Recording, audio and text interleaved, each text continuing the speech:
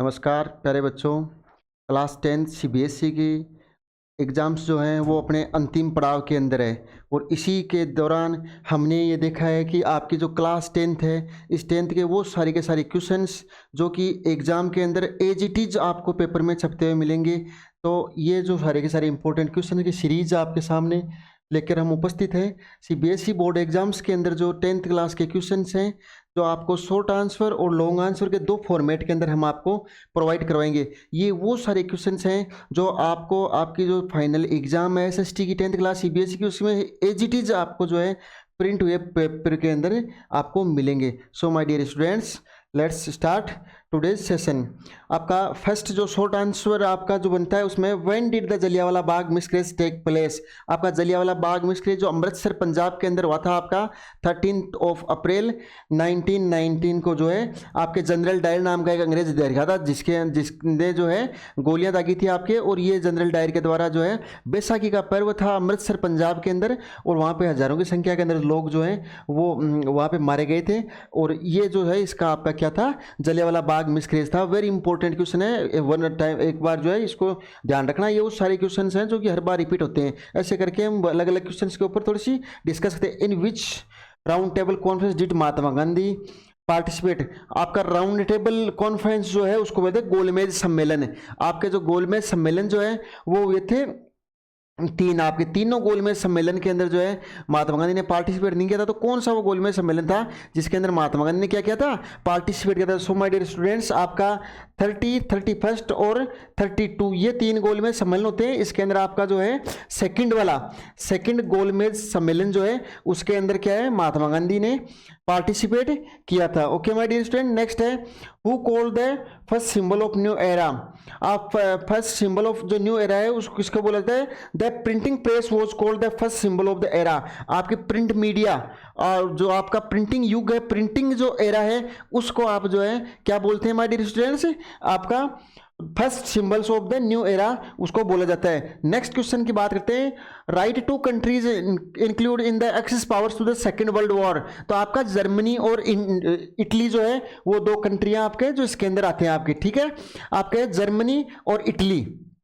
Fifth वाला आपका बता दो, in which year was the first cotton mill set up in Bombay. आपकी एक तो हमेशा ध्यान रखना, कॉटन टेक्सटाइल्स मिल्स जो है वो हमेशा उसी जगह पर लोकेटेड की जाती है जिस जगह के ऊपर आपका raw material, availability of raw material, labour, transportation, road और ये जो सारी चीज़ें मिलती है वो मिलती है। तो आपका 1854 के अंदर जो आपकी फर्स्ट जो है वो कॉटन टेक्सटाइल्स मिल्स जो है उसको लोकेटेड किया गया था। Okay my dear students, who wrote the book Gulamgiri. आपकी गुलामगिरी पुस्तक 2 चीज़ें आपकी इसमें पूछी जा सकती है। एक तो आपकी गुलामगिरी बुक जो है वो किसके द्वारा लिखी गई थी, है ना, ज्योतिराव फुले। और यह आपको पूछ सकते हैं व्हेन हु, तो ये आपका किसने लिखी थी और व्हेन कब लिखी थी। तो 1871 के अंदर गुलामगिरी पुस्तक लिखी थी। दोनों चीजें याद होनी चाहिए आपको। 100% वो सारे के सारे क्वेश्चंस जो मैंने चारों बुक से एनालिसिस करके आपके लिए यहाँ डाले, डेफिनेट आपको पेपर के अंदर ये सारे के सारे क्वेश्चंस जो है वो प्रिंट होते हुए मिलेंगे आपको।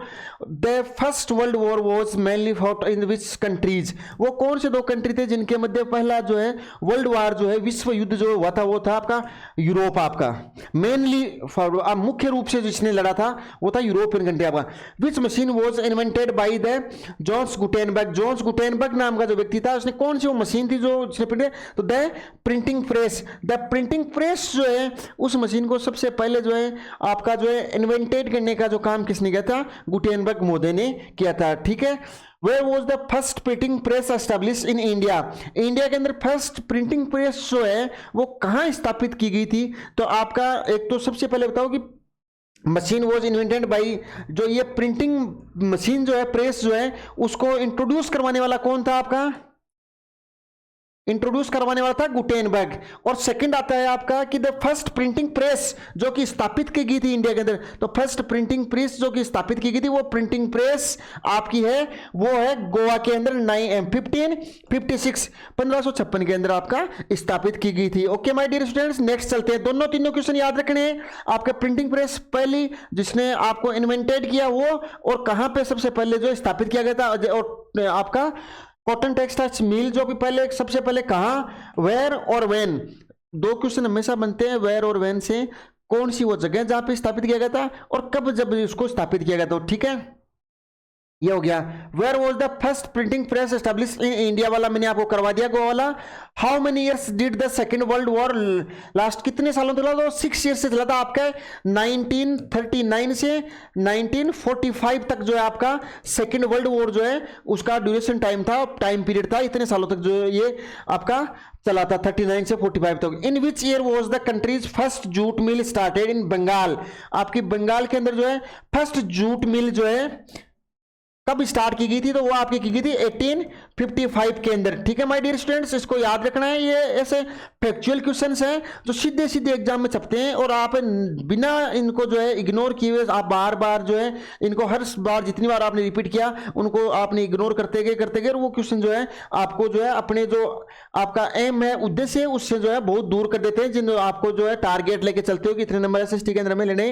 क्योंकि बच्चों को जो है हर साल भर में क्या होता है कि एक लेंथी सिलेबस होता है, आपके पॉलिटी, हिस्ट्री, ज्योग्राफी और इकोनॉमिक्स 4 बुक्स होती है, चारों बुक्स के जो पूरे के पूरे नोट्स होते हैं, फिर उनका ऑब्जेक्टिव आते हैं, फिर उनके लॉन्ग आंसर, शॉर्ट आंसर, ऐसे करके जो एक बड़ा लेंथी सिलेबस बच्चों के सामने होता है। तो इस टाइम एग्जाम से पहले बच्चों में एक भयावह की स्थिति उत्पन्न हो जाती है कि किस प्रकार से जो है हम इस सिलेबस को है कवर करेंगे, कौन सी बुक को पहले स्टार्ट करें, कौन सी को करें। ये एक ज्योग्राफी पढ़ी तो भी 3 बुक्स पीछे रह जाती है, तो इसलिए जो है ये आपकी सीरीज इंपॉर्टेंट हमने आपके चली। विच डिजीज स्प्रेड हुए very rapidly in Africa in 1890, कौन सी वो डिजीज थी, रोग था जो कि आपके 1890 के सेंचुरी के अंदर जो है अफ्रीकन कॉन्टिनेंट जो है उसके अंदर फैल गया था। तो वो था रैंडरपेस्ट जो थी, वो एक डिजीज थी जो कि यहाँ पे अफ्रीकन जो है कॉन्टिनेंट है आपका उसके अंदर जो है फैल गई थी। In which country was the Bretton Woods conference held, या आपका ब्रेटन वुड्स कॉन्फ्रेंस जो है वो कौन सी कंट्री थी जिसके अंदर आपका क्या हुआ था, इसको कॉन्फ्रेंस को हेल्ड किया गया था, ऑर्गेनाइज किया गया था। तो वे थे आपके USA, United State of America, USA के अंदर जो है आपका किया गया था। Which nations did Germany become the एल्ग्री ऑफ, तो वह आपका जर्मनी, यहाँ से आप ऐसे भी ले सकते हो, और इसको कंट्री जो थी वो कौन सी थी, नेशन जो था वो आपका जर्मनी था। Okay my dear students, next who was the first Indian awarded the Nobel prize in the literature, साहित्य जगत के अंदर, किस जगत में बेटा, साहित्य जगत के अंदर जो है फर्स्ट नोबेल प्राइज जो है वो किसको मिला था आपका, तो आपका वो है रविंद्रनाथ टैगोर 1930। यह वही रविंद्रनाथ टैगोर है जिसने अपनी बुक गीतांजलि लिखी थी, और गीतांजलि के अंदर आपका इंडिया जो उसका नेशनल एंथम आपका जनगण मन अधिनायक जय है ये लिखा गया था। और अमार हमार बांग्ला, अमार हमार बांग्ला जो बांग्लादेश का नेशनल एंथम है, जिसको जो है आपके इस रविंद्रनाथ टैगोर ने अपनी पुस्तक गीतांजलि के अंदर लिखा गया था। ठीक है माय डियर स्टूडेंट्स, याद रखना, इनकी बुक भी पूछी जा सकती है, तो जो बुक है आप यहां नोट्स में मेंशन करने ना, गीतांजलि बुक इनकी थी, और इसके अंदर जो है आपके नेशनल एंथम जो है वो कंपोज किए गए थे, और आपने जो है आपकी कॉन्स्टिट्यूशन बना तो संविधान बनने के बाद में वहां से आपने इसको एडॉप्ट करके और आपके जो है नेशनल एंथम आपने लिया था वहां से, रविंद्रनाथ टैगोर की बुक थी गीतांजलि, जिससे who are called the twins of the Bretton Woods agreement, twins जुड़वा आपका, वो जुड़वा कौन से थे, वो थे international monetary fund IMF and world bank. मैंने आपको इकोनॉमिक्स के अंदर बार बार क्लियर करवाया था, यदि आपने वो सीरीज देखी थी और नहीं देखी है तो आप बिना देरी किए हुए आपकी प्रीवियस जो आपकी स्टेटअप पाठशाला जो है स्टेप पाठशाला के यूट्यूब चैनल के ऊपर आपको जो प्रोवाइड की हुई सीरीज है इकोनॉमिक्स, जियोग्राफी और इंपॉर्टेंट क्वेश्चंस की, इंपॉर्टेंट टॉपिक्स की, उसको आप देख सकते हैं। अभी एग्जाम के अंदर टाइम है, तो ये सब चीजें मैंने आईएमएफ क्या होता है, इंटरनेशनल मॉनेटरी फंड, और वर्ल्ड बैंक, वो दोनों की दोनों क्या थी, वो ट्विंस थे आपके आपके जो है यूनाइटेड स्टेट ऑफ अमेरिका के अंदर जो काम वर्क करते। Who is the considered the father of the Italian unification, Italian unification जो था उसका जो है फादर किसे बोलता है, तो आता है आपका गुसेप माजुनी। और आपको जो है मैं बताऊं, आपको गिव रीजंस का जो एक क्वेश्चन मिलता है उसके अंदर आपका 2 या 3 नंबर का क्वेश्चन जो है वो इसमें से गुसेप माजुनी को जो है उसको लेके पूछा जा सकता है। आपकी हिस्ट्री की जो बुक है फर्स्ट चैप्टर है उसमें एनसीईआरटी के जो आपके पीछे लास्ट बुक के अंदर चैप्टर में क्वेश्चंस दिए हुए थे उनके अंदर गिव रीजंस करके भी इनको मेंशन किया हुआ है। बड़ा इंपॉर्टेंट आदमी है, याद करके जाना है एग्जाम के अंदर, इग्नोर करना नहीं है। डेफिनेट इनका चैप्टर में क्वेश्चन आपको मिल सकता है गुसेप माजुनी का। और ये मैं आपको बार बार वो ये इस आज की स्लाइड के अंदर जो क्वेश्चन है ना, वो अगर कोई बच्चा देख के चला गया इस वीडियो को 2 टाइम, उस बच्चे के आपके 80 से 85% जो है पेपर जो है वो इस स्लाइड से कवर होने वाला है। इससे बाहर क्वेश्चन नहीं जाएंगे, ये मेरा दावा है। आप आके इस वीडियो के नीचे कमेंट कर देना आफ्टर एग्जाम। ठीक है माय डियर स्टूडेंट्स, ये आपका नेक्स्ट है, the unification of the Germany was accomplish under the whose leadership. ये कौन सी लीडरशिप थे जिनके अंदर ऑटोविन बिस्मार्क जो था आपके, उसके अंडर जो है ये आपकी जो जर्मनी की जो यूनिफिकेशन थी उसको लीडरशिप किया गया था। व्हेन एंड वेयर, देखो ये व्हेन हमेशा टाइम एडवर्बियल होता है और ये जो है प्लेस एडवर्बियल होता है। हमेशा इंग्लिश के अंदर जो है ये टाइम और प्लेस एडवर्बियल होते हैं।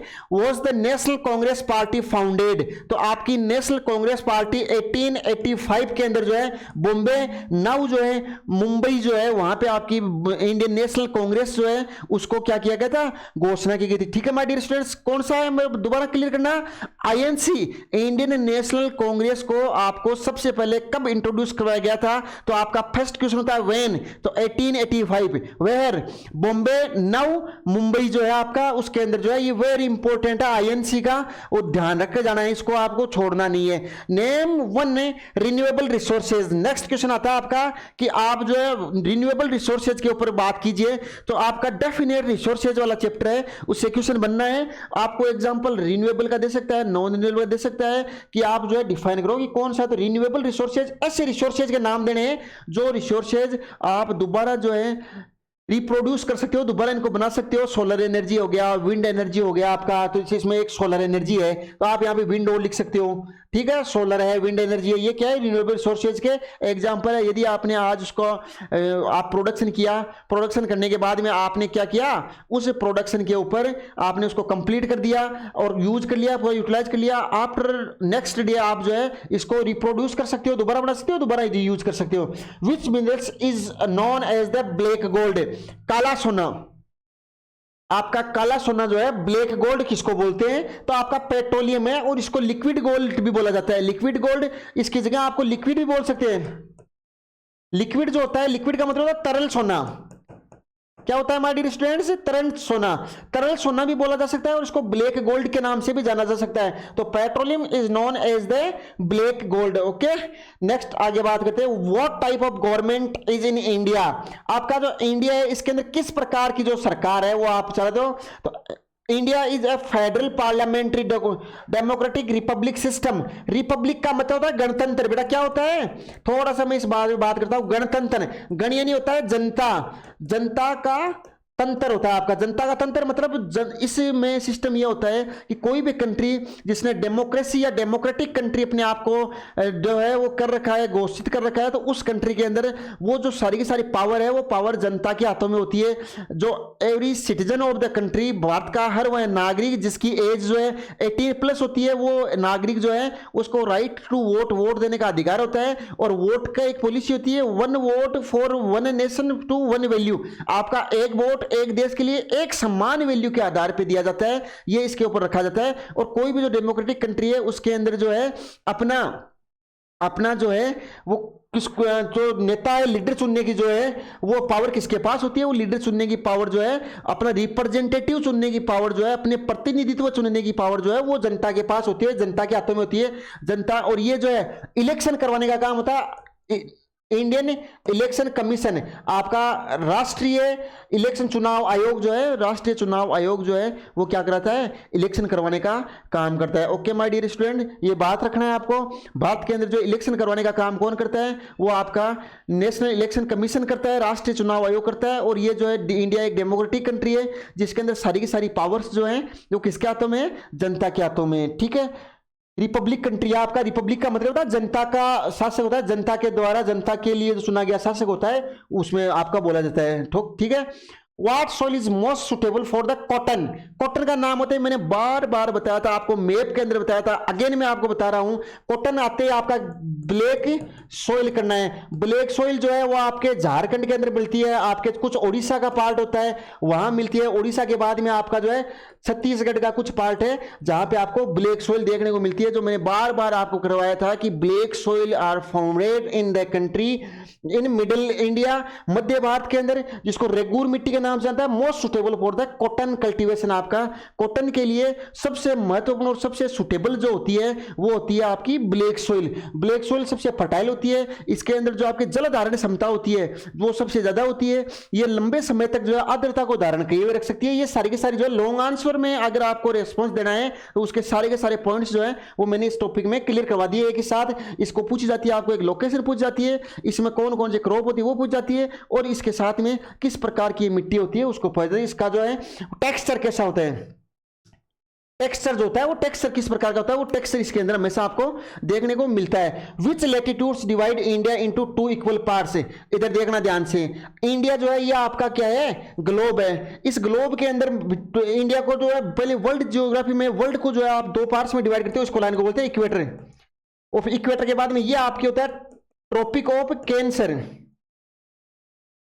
और ये होता है आपका tropic of Capricorn. Okay my dear student, तो ये आपको क्वेश्चन में क्या पूछा था मैं पूरा ही क्लियर कर देता हूं कि आपको पूछा which latitudes divide India into 2 equal parts. India को 2 इक्वल पार्ट्स में डिवाइड करने का होता है, तो ये आपका जो है इंडिया जो है वो इस आपका जो है यहां पे जो बना हुआ है आपका, तो इंडिया यहां बना हुआ। तो इंडिया जो है सबसे पहले तो अगर अर्थ को हम 2 पार्ट्स में डिवाइड करते हैं तो एक हो गया नॉर्थ पार्ट, एक हो गया साउथ हेमिस्फीयर। अगर नॉर्थ हेमिस्फीयर के अंदर देखते हैं तो नॉर्थ हेमिस्फीयर आपका भारत जो है वो उत्तरी गोलार्ध के अंदर या नॉर्थ हेमिस्फीयर के अंदर आता है। तो पहली बात तो ये क्लियर होगी। और दूसरी चीज, भारत को जो इक्वल पार्ट्स में डिवाइड करने का काम कौन करता है, ट्रॉपिक ऑफ कैंसर लाइन जो है टीओपी जो है, टीओसी जो है आपके ट्रॉपिक ऑफ कैंसर लाइन जो है वो करती है। देखो देखें ट्रॉपिक ऑफ कैंसर लाइन जो 23.5 डिग्री जो है ये आपको जो है नॉर्थ के अंदर, इसमें क्या लिखा हुआ है नॉर्थ, नॉर्थ का मतलब है उत्तरी गोलार्ध ये, और इसके अंदर भी पूछे ना आपको नॉर्थ के अंदर, तो आपके नॉर्थ ईस्ट के अंदर जो आपका इंडिया लोकेटेड है आपका, ये पूर्वी होता है, ईस्ट होता है, ये आपका वेस्ट होता है, नॉर्थ और ये साउथ होता है। इसमें अगर पर्टिकुलर स्थान भी पूछे ना डायरेक्शन, तो आप ये करके आओगे नॉर्थ ईस्ट डायरेक्शन के अंदर आपका इंडिया जो है वो वहां पे लोकेटेड है, ठीक है। When did Sri Lanka gain independence, independence का जो दौर चला था, स्वतंत्रता का एक दौर चला था, उस दौर के अंदर जो है आपकी श्रीलंका कंट्री जो है उसको कब इंडिपेंडेंस मिली थी, आपका वो आजाद स्वतंत्रता मिली। श्रीलंका गेन इंडिपेंडेंस इन थी 1948 भारत को, 1947 पाकिस्तान को, 1947 पाकिस्तान को, 14 अगस्त को, और इसको भारत को वो 15 अगस्त को, ठीक है। तो ये तीनों के तीनों साथ में मैंने करवा दिए हैं। ओके माय डियर स्टूडेंट,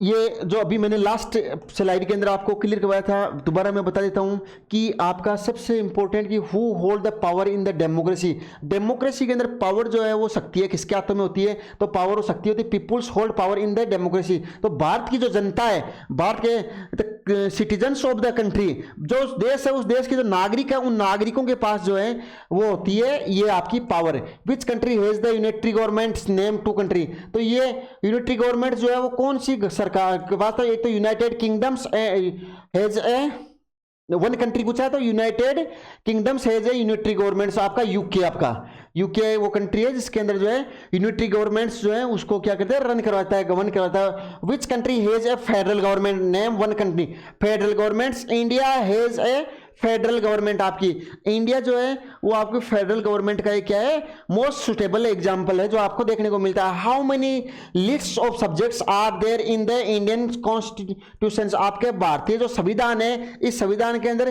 कितने सब्जेक्ट्स हैं, तो 3 सब्जेक्ट्स हैं जिसको आप जो है समवर्ती सूची, राज्य सूची और ये बोलते हैं ना जो यूनियन वाला, और स्टेट्स और जो है कंसेंट्स की जो सूची है, ये 3 लिस्टेड्स है आपके अंदर। एक संघ सूची होती है, एक राज्य सूची होती है और कंसेंट समवर्ती सूची होती है, इसको बोलते हैं समवर्ती सूची, इसको बोलते हैं राज्य सूची और इसको बोलते हैं संघ सूची। ओके माय डियर स्टूडेंट, याद रख लेना इसको। राज्य सूची, संघ सूची और समवर्ती सूची, तीन सूचियां होती है, लिस्ट होती है जो आपकी इंडियन कॉन्स्टिट्यूशन, भारतीय संविधान के अंदर इसको रखा गया। Who is empowered the make of laws on the subject listed the concern list in India. आपकी समवर्ती सूची जो है, उस समवर्ती सूची के अंदर जो है कौन से जो है आपका जो है कानून बनाने का अधिकार किसके पास है? तो देखो स्टेट जो लिस्ट होती है, स्टेट में स्टेट बनाएगा, आपका यूनियन के अंदर, संघ के अंदर आपका जो है सेंट्रल गवर्नमेंट बनाएगी, लेकिन इसके अंदर जो है both state and central government दोनों है, वो जो है बनाएगा आपका central government and state governments. State और central both governments are qualify या has a power to make laws in this list. Okay my dear students, who was the authority to make law in the residency subjects होता है आपका? तो इसके अंदर आपका central government आपका या पार्लियामेंट या संसद भवन इसको बोलते हैं। संसद के अंदर जो है इसको कानून बनाने का काम किया जाता है। What is the percentage of the Tamil community in Sri Lanka? आपकी श्रीलंका के अंदर जो है तमिल कम्युनिटी, ये श्रीलंका कहाँ से है पता है क्या आपको? पॉलिटिका फर्स्ट चैप्टर जिसमें से आपने उठाया है, आपको तो इस टाइम जो है सब चीजें एक एक याद होनी चाहिए, ध्यान। Around 18% of the population are related to Tamil community in Sri Lanka. 18% of the community of Tamil community are related to the Sri Lanka. Okay, who said religions can never be spared from politics? धर्म को जो है इससे कभी भी स्पेयर नहीं किया जा सकता। तो ये कहा था आपके महात्मा गांधी जी ने, आपके ठीक है राष्ट्रपिता के नाम से जाने जाने वाले महात्मा गांधी जो थे, उनका एक कथन था, कोटेशन था कि religions can never be spared from politics. राजनीति से कभी भी जो है आपका रिलीजन्स है, धर्म है, इसको नेवर कभी नहीं जो है वो स्पेयर किया जा सकता है, अलग किया जा सकता है। Name any two national parties. National parties, राष्ट्रीय पार्टियां जो है उनके आपको दो के नाम बताने हैं। सीधा सीधा है आपका आईएनसी इंडियन नेशनल कांग्रेस और बीजेपी भारतीय जनता पार्टी। देखो देखिए, Bharatiya Janata party and Indian national Congress, इसको कहते हैं आईएनसी और इसको कहते हैं बीजेपी आपका। ठीक है माय डियर स्टूडेंट्स, आपको एक क्वेश्चन ऐसे भी मिल सकता है, in note are the example of Indian national parties. Indian national parties का एग्जांपल इनमें से कौन सा नहीं है? तो इसमें आपको आईएनसी और बीजेपी साथ शॉर्ट में दे देना, तो भी आपको याद रखना आईएनसी होता है इंडियन नेशनल कांग्रेस और बीजेपी, ये ध्यान रखना है। Define population density and states Indian population density. आपकी डिफाइन, कोई आपको वो टर्म डिफाइन करना है, आपको एक डेफिनेशन पूछा सकता है कि इंडिया की जो डेंसिटी है, घनत्व जिसको बोला जाता है, जनसंख्या घनत्व, उस जनसंख्या घनत्व किसे कहते हैं? तो वो, और एक इंडिया की जो डेंसिटी है वो कितनी है? तो 382% नहीं है क्या इंडिया के? आपके बताओ देखिए मेरे को, 382% पर स्क्वायर किलोमीटर। मैंने आपको ठीक अच्छी तरीके से याद करवाया था, रट्टा उड़वाया था कि ये याद कर लेना, पूछा जाता है आपका इंडिया की जो पॉपुलेशन है वो कितनी है आपकी। तो इसका पहले देखो आप इसको ये याद रखो आप कि डेंसिटी जो है इसकी डेफिनेशन क्या होती है आपकी। ठीक है, डेंसिटी क्या होता है? Population density is the number of peoples per square kilometre.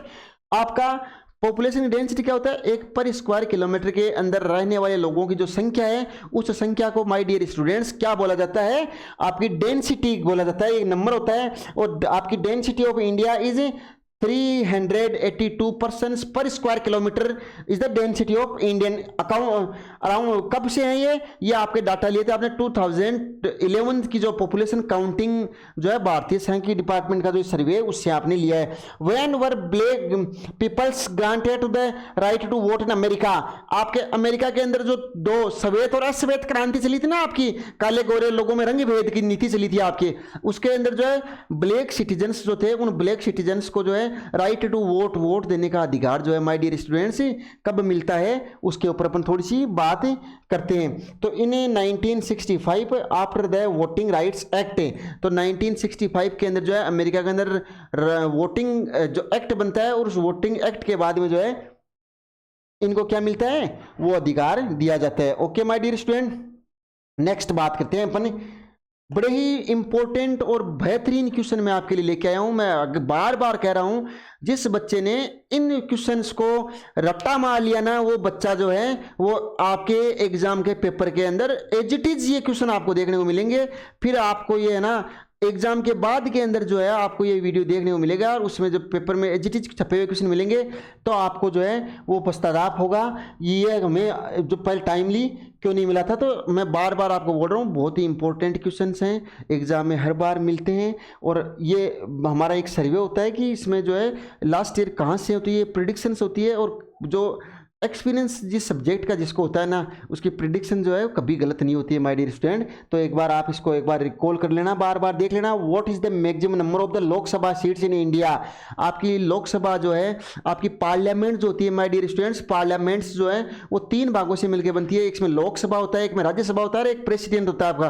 President होता है जिसमें राष्ट्रपति बैठता है आपका, लोकसभा जिसमें लोगों के द्वारा जीता है लोग, लोकसभा को लोगों का सदन ही कहा जाता है माय डियर स्टूडेंट्स, लोगों का सदन, जहां पे जो सिटीजन्स ऑफ कंट्री जो है, लोग भारत के जो लोग हैं वो वोट देते हैं, और वोट देके अपने रिप्रेजेंटेटिव को इलेक्टेड करवा के, रिप्रेजेंटेटिव को जिता के अपना प्रतिनिधित्व करवाने के लिए कहां भेजते हैं, पार्लियामेंट के लोकसभा भवन के अंदर भेजते हैं। तो ये लोकसभा की इंडिया के अंदर सीट्स कितनी है, ये क्वेश्चन इसमें बनता है। तो 552 जो सीट्स हैं वो इसके अंदर आपको मिलती है। 552 सीटें आपको इसके अंदर देखने को मिलती है, strength maximum number of the seats है ना।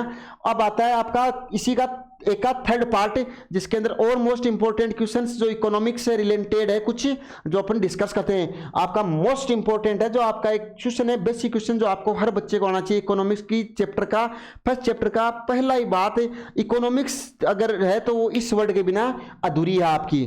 तो है money is the medium of exchange used two by goods and services. Money क्या होता है, एक मीडियम होता है, एक माध्यम होता है। क्या माध्यम होता है कि आप गुड्स और सर्विसेज, सामान और जो सुविधा है उनको एक्सचेंज करने का जो आपका मीन और मीडियम जो होता है वो आपका क्या होता है माय डियर स्टूडेंट्स, मनी होता है। ओके, नेक्स्ट चलते आगे। आपका सेकंड क्वेश्चन इकोनॉमिक्स की नेक्स्ट सीरीज के अंदर आपके सामने है। आपका याद रखना चाहिए कुछ डेफिनेशन होती है, पेपर ऐसे नहीं होता कि सारे के सारे फैक्चुअल डाटा पूछ लिए, सारे के सारे डेफिनेशंस पूछ ली। 2-3 क्वेश्चन डेफिनेशन चाहिए, 2-3 फैक्चुअल डाटा चाहिए, 2-3 जो आपके हिस्ट्री चाहिए, 2-3 पॉलिटिकल जो है करंट सिचुएशन है उन चाहिए। तो ये जो आपको पूरा का पूरा ऑल ओवर जो एक एक्सप्लेनेशन मिलता है वो अपने इस क्वेश्चन में सब के सब मैंने कोशिश की है कि चारों किताबों के हर वो डीप से डीप पहलू जो आपको एग्जाम में पूछा जा सकता है उसको हमने टच करने की कोशिश की इनमें। वहां उस चैप्टर के उस लास्ट पॉइंट तक को हमने नहीं छोड़ा जहां से क्वेश्चन बनने की संभावना है और अपनी स्लाइड के अंदर नहीं हो। हर वो क्वेश्चन, हर वो क्वेरी जो एग्जाम से रिलेटेड बहुत इंपॉर्टेंट थी वो हमने इस स्लाइड के अंदर बच्चों के लिए मेंशन किए। काम तुम्हारा ये है कि इसको मोर देन 2 टाइम्स, और अगर टाइम अभी है तो पर डे भी अगर आप 1 घंटा इसको देखते हो तो आपका बहुत अच्छा पेपर जाने वाला है। जो बच्चा 60 नंबर विद 17 अंक जो आपका मान के बैठा था वो 80 पकड़ सकता है। आपका एक बूस्ट की तरह, आपका ना एक डोज की तरह जो ये काम करने वाला है my dear student. Next question करते हैं, name the 2 modern form of money. Modern form of the money 2 है, एक तो पेपर करेंसी है और एक बैंक डिपॉजिट्स होते हैं आपके, डिजिटल मनी जिसको बोलते हैं। Are the 2 forms of the modern money. आपकी 2 मॉडर्न मनी की जो फॉर्म्स हैं वो कौन कौन सी है माय डियर स्टूडेंट्स। एक तो आपकी होती है पेपर केस वाला, आपके पेपर मनी जो होता है वो, और दूसरा कौन सा होता है वो आपका बैंक डिपॉजिट का रखा है वो forms of the money. What is credit. Credit क्या होता है, credit is a agreement in which the borrower received money and promise to repay later with interest. एक क्रेडिट क्या होता है, इस प्रकार का एग्रीमेंट होता है, समझौता होता है, एक सेटलमेंट होता है कि बोरोवर जो है उधार लेने वाला है वो एक प्रॉमिस, एक वायदा करता है कि जो है निश्चित टाइम ड्यूरेशन के ऊपर आपको विथ इंटरेस्ट, ब्याज के साथ आपको ये जो है मनी मैं आपको क्या कर दूंगा, रिफंड कर दूंगा। तो ये जो चीज है उसको क्या बोलते हैं, क्रेडिट बोलते हैं आपके। Which organizations control the money supply in India? Bharat की वह ऑर्गेनाइजेशन, वह संगठन, वह यूनिट, वह इकाई जो कि भारत के अंदर क्या करती है, मनी सप्लाई का काम करती है। मैंने, अगर आपने प्रीवियस वीडियो मेरे देखे हैं तो मैंने इकोनॉमिक्स के अंदर बार बार आपको बताया कि एक्ट ऑफ 1935 1935 का अधिकार अधिनियम था जिसके तहत रिजर्व बैंक ऑफ इंडिया का गठन किया जाता है। और रिजर्व बैंक ऑफ इंडिया जिसको बैंकों का बैंक, महाबैंक कहा जाता है, और वो बैंक जो है वो आपका ये काम करता है। ये देखो देखिए, reserve bank of India control the money supply in the India. What is the globalization. Globalization क्या होता है, 100% क्वेश्चन देखने को मिलेगा इनमें से। ग्लोबलाइजेशन की डेफिनेशन जो है वो हर बार पूछ जाती है, और इसको आप जो है ग्लोबलाइजेशन को वाइड टर्म में याद कर लेना, बड़े क्वेश्चन में भी ये देखने को मिल सकता है आपका। Globalisation is a process to increase economics integrations and the inter recognisations in the countries, interconnections जो होते हैं आपका, ये जो है कंट्रीज के अंदर जो है एक दूसरे देशों के अंदर जो है व्यापारिक संबंध स्थापित करना, और जो है आपकी जो इकोनॉमिक्स स्थिति है, स्ट्रेंथ है, उसको जो है इंटीग्रेशन थोड़ा सा बढ़ाना, ये राइज इंक्रीज करना, ये सब जो है ग्लोबलाइजेशन टर्म के अंदर आता है। Name any one multinational companies operating in the India, MNC, multinational companies, MNC company. Economics के अंदर मैंने चीख के बोला था कि एमएनसी वाला देख लेना, प्रीवियस वीडियो देख लेना, अभी अपलोड किए हुए पड़े हैं, आपके पास टाइम है। ये पूछे जाएंगे आपसे, कोको कोला या आपकी जो कंपनी है वो एमएनसी कंपनी, आपकी मल्टीनेशनल कंपनी का एक एग्जाम्पल आपका। और एग्जाम्पल्स मैंने उन स्लाइड्स के अंदर जो है भर के एग्जाम्पल दिए थे आपको, हर स्लाइड के अंदर हर टॉपिक के ऊपर 5-5, 7-7 एग्जाम्पल थे। अब काम आपका था कि याद आपको होना चाहिए, ठीक है। What is the consumer exploitations, consumer exploitations क्या होता है? यह होता है consumer exploitations is unfair trade practice like और चेंजिंग एडिटेशंस और the selling defective goods.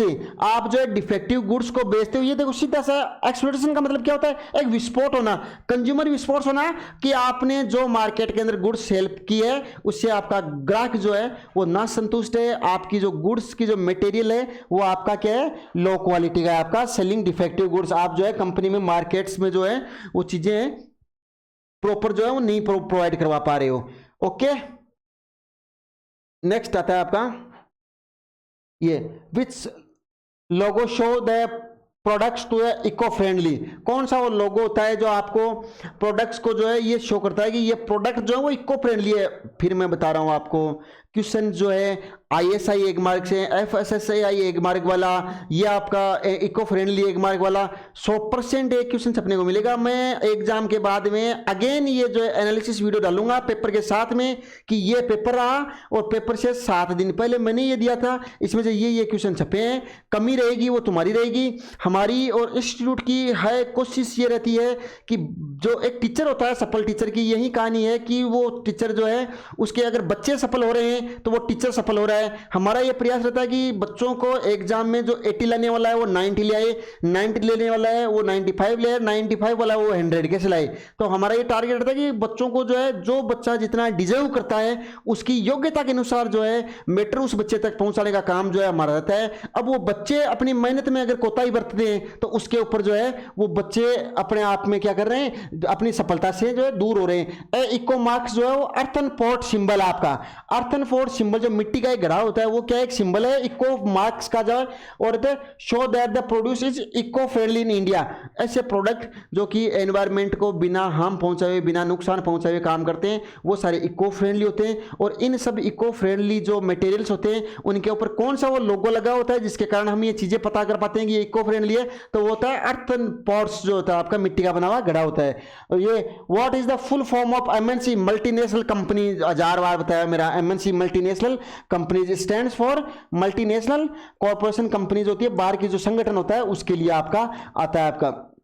In which year was the consumer protection act elected in India, तो वो होता है 1986। उपभोक्ता सेवा केंद्र जो होता है आपका, उपभोक्ताओं को प्रोटेक्ट करने के लिए जो है वो कौन सा होता है, कंज्यूमर कोर्ट वाला जो होता है, इसके अंदर आपका 1986 के अंदर ग्राहकों को जो है प्रोटेक्ट करने के लिए जो है आपने वो एक्ट लाया था। वो एक्ट क्या था, कंज्यूमर प्रोटेक्शन एक्ट, जो कब आता है आपका, वो आता है 1986 के अंदर। ओके माय डियर स्टूडेंट्स, आपके ऑब्जेक्टिव जो 20 नंबर का क्वेश्चन का पोर्शन आता है, मेरी कोशिश ये रही है कि 20 आउट ऑफ 20 नंबर का मटेरियल जो है मेरी इन स्लाइडों के अंदर प्रोवाइड करवाने की कोशिश थी, जो मैंने आपको प्रोवाइड करवा दिया।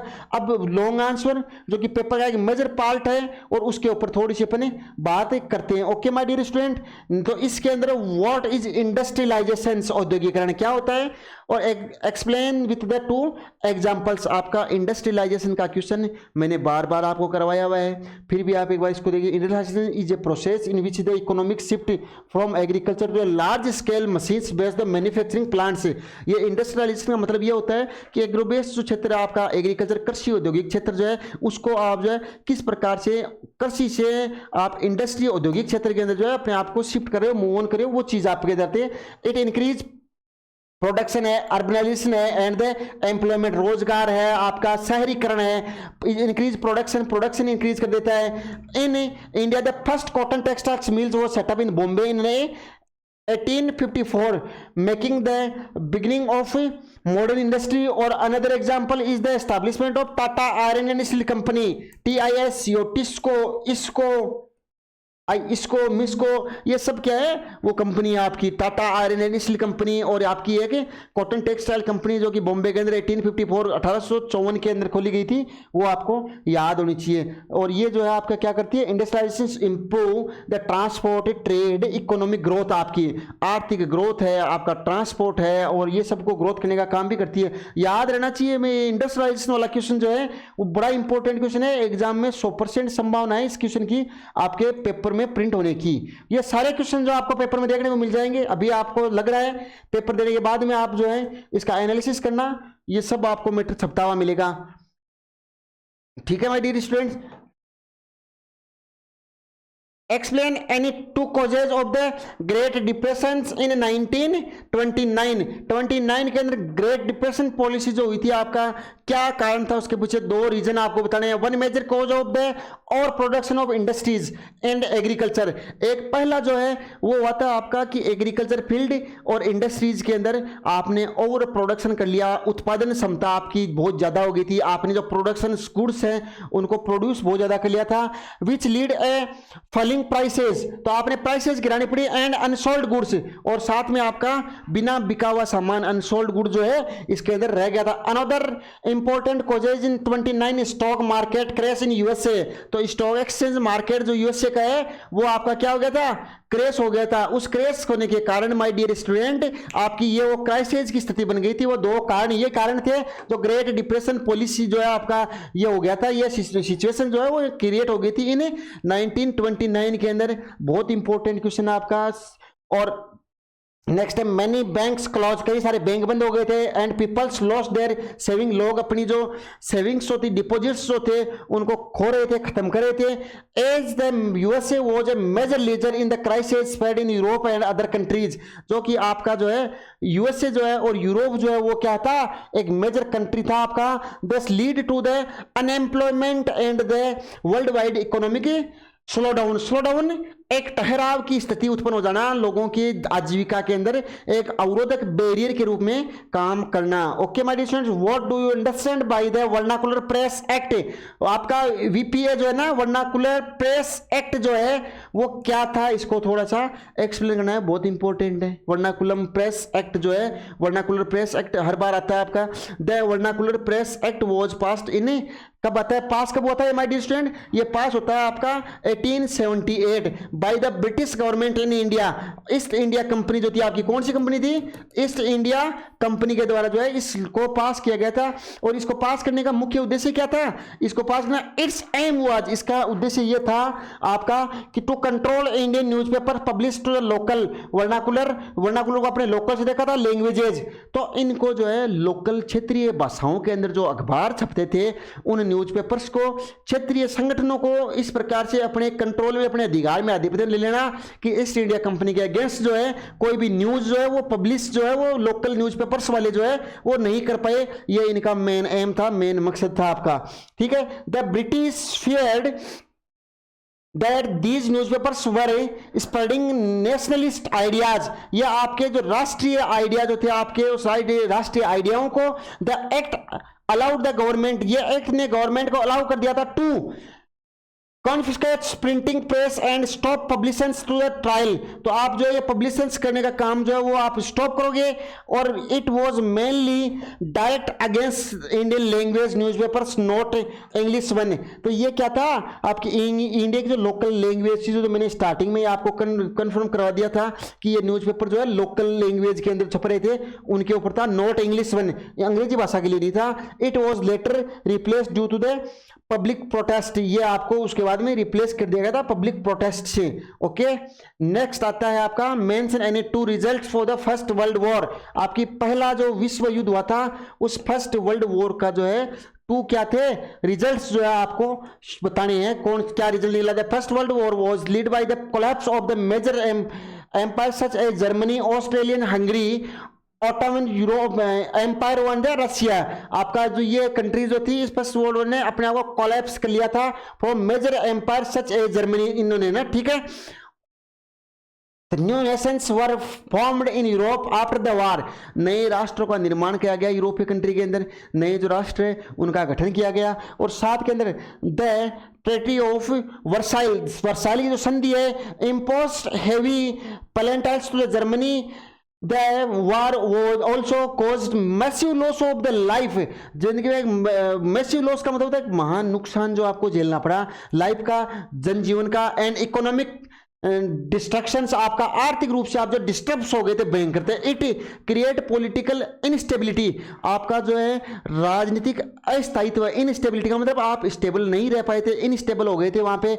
और साथ के अंदर इसके आगे देखो which letter contributes to the rise of dictator like Hitler, Hitler जैसे डिक्टेटर्स का जो है राइज हुआ, उदय हुआ आपका इसके अंदर। Which main factor affected the rapid empowerment of the globalisation process explain it, ये आपका ग्लोबलाइजेशन जो प्रोसेस है इससे जो है क्या वो जो है आपका इफेक्ट पड़ता है उसके ऊपर बात है। The major factor was rapid improvement in the technology specially in the transport, ये टेक्नोलॉजी किसमें थी, ट्रांसपोर्ट के अंदर टेक्नोलॉजी आई थी आपकी, ट्रांसपोर्ट के साथ में क्या थी, and communications, faster ships, railways and the air transport reduce the cost of the moving goods, सामान को one place to another place move करने के लिए जो इनकी गुड्स जो प्लेस थे उनके इधर उधर सामान को भेजने के लिए जो प्राइसेस थी वो प्राइसेस जो है वो काफी आपकी क्या हुई, रिड्यूस हुई। रिड्यूस का मतलब होता है कम हो जाना, घट जाना।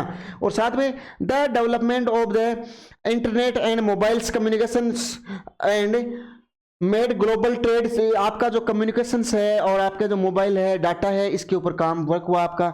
Information can new way said instantly across countries, सूचनाएं जो है वो एक देश से दूसरे देश के मध्य जो है आप क्या करने लगे, वो क्या करने लगे माय डियर स्टूडेंट, वो आप करने लगे, स्प्रेड फैलाने लगे आपकी। ये किससे संभव हुआ था, ये आपका ग्लोबलाइजेशन वैश्वीकरण के कारण ये संभव हुआ था। This technology change increase international trade and investment as the result market of the different countries were became closely connected, तो एकदम closely connected। मैं बताऊँ आपको कि जैसे आप 100 किलोमीटर दूर बैठे हुए हो तो आपको जो है आप कन्वर्सेशन करने के लिए इस कम्युनिकेशन स्किल्स का माध्यम करके आप 5 मिनट के अंदर आप विथिन 1 मिनट 1 सेकंड के अंदर आप कम्युनिकेशन कर सकते हो। और इससे आज से ठीक 100 साल पहले जाओ आप तो ये जब ये मोबाइल डाटा ये नहीं थे तो आप थोड़ी हो सकते थे, तो बाई पोस्ट या बाई जो है आप फिजिकली आप जाके जो बात कर पाते, तो ये जो चीज़ें हैं आपने नेशनल इंटरनेशनल लेवल पे जो है बहुत नज़दीक आ गए हो आप। आपको यूएस बैठे किसी कैंडिडेट से बात करनी है, ट्रेड करना है, व्यापार करना है, तो आप जो है इस कम्युनिकेशन माध्यम से और ये कम्युनिकेशन के कर सकते हो। और ये कम्युनिकेशन कब पॉसिबल हो पाया, जब आप जो है ग्लोबल वर्ल्ड के अंदर जो है आपने इंटर किया है, प्रवेश किया है। ठीक है माय डियर स्टूडेंट, नेक्स्ट बात करते हैं अपने briefly describe the unification of Italy. Italy का जो यूनिफिकेशन है इसको आप ब्रीफली एकदम ब्रीफ नोट के अंदर जो है, Italy was divided into mainly small states become unification. आपका इटली जो है 2 पार्ट्स, छोटे पार्ट्स के अंदर जो है वो डिवाइड था। Giuseppe Mazzini spread a idea to a united Italy through its organisations young Italy. ये यंग इटली का जो एक आइडिया है वो किसने दिया था, आपके गुसेफ माजुनी दिया था। और count Camillo de Cavour the prime minister of Sardinia Piedmont play a diplomatic role. Giuseppe Garibaldi lead armed revolt. Armed revolt का मतलब हथियार, रिवोल्ट का मतलब क्या होता है, रिवोल्ट का मतलब क्या होता है, संग्रह, क्रांति, वो आपका जो है। And conquest to southern Italy in 1861 Victor Emmanuel second जो है was declared the king of unified Italy, thus Italy become a united nations state आपका। ठीक है माय डियर स्टूडेंट्स, और इसके और एक्स्ट्रा में कोई क्वेश्चन दिया हुआ तो उसके ऊपर भी अपने चर्चा कर लेते। Briefly describe the unification of Germany. तो मैं आपको बता दूं कि ये मैंने और के अंदर जर्मनी और इटली दोनों को लिया है। रीजन मेरा इसके पीछे ये है कि अपन पेपर ने अपने को प्रिंट नहीं किया है, पेपर सीबीएसई ने प्रिंट किया, अपन ने प्रिडिक्शन की है। डेफिनेट क्वेश्चन आना है, लेकिन इटली पे है जर्मनी पे है, दोनों नहीं है, दोनों आपको याद होने चाहिए, दोनों याद होंगे, कोई अगला पूछे आपको कन्फर्म हो जाएगा। Briefly describe the unification of Germany. Italy का आपने देखा था, 2 शब्द आपके जर्मनी के ऊपर भी पता होनी चाहिए आपको कि जर्मनी का जो है यूनिफिकेशन हुआ था उसके ऊपर क्या बात है। Germany was earlier divided into mainly independent states जो है। Otto von Bismarck the prime minister of Persia, Ottoman Bismarck जो है वो क्या था, पर्शिया का क्या था my dear student, prime minister था। लीड द यूनिफिकेशन प्रोसेस, जो इस यूनिफिकेशन की जो प्रोसेस थी उसको लीड करा था।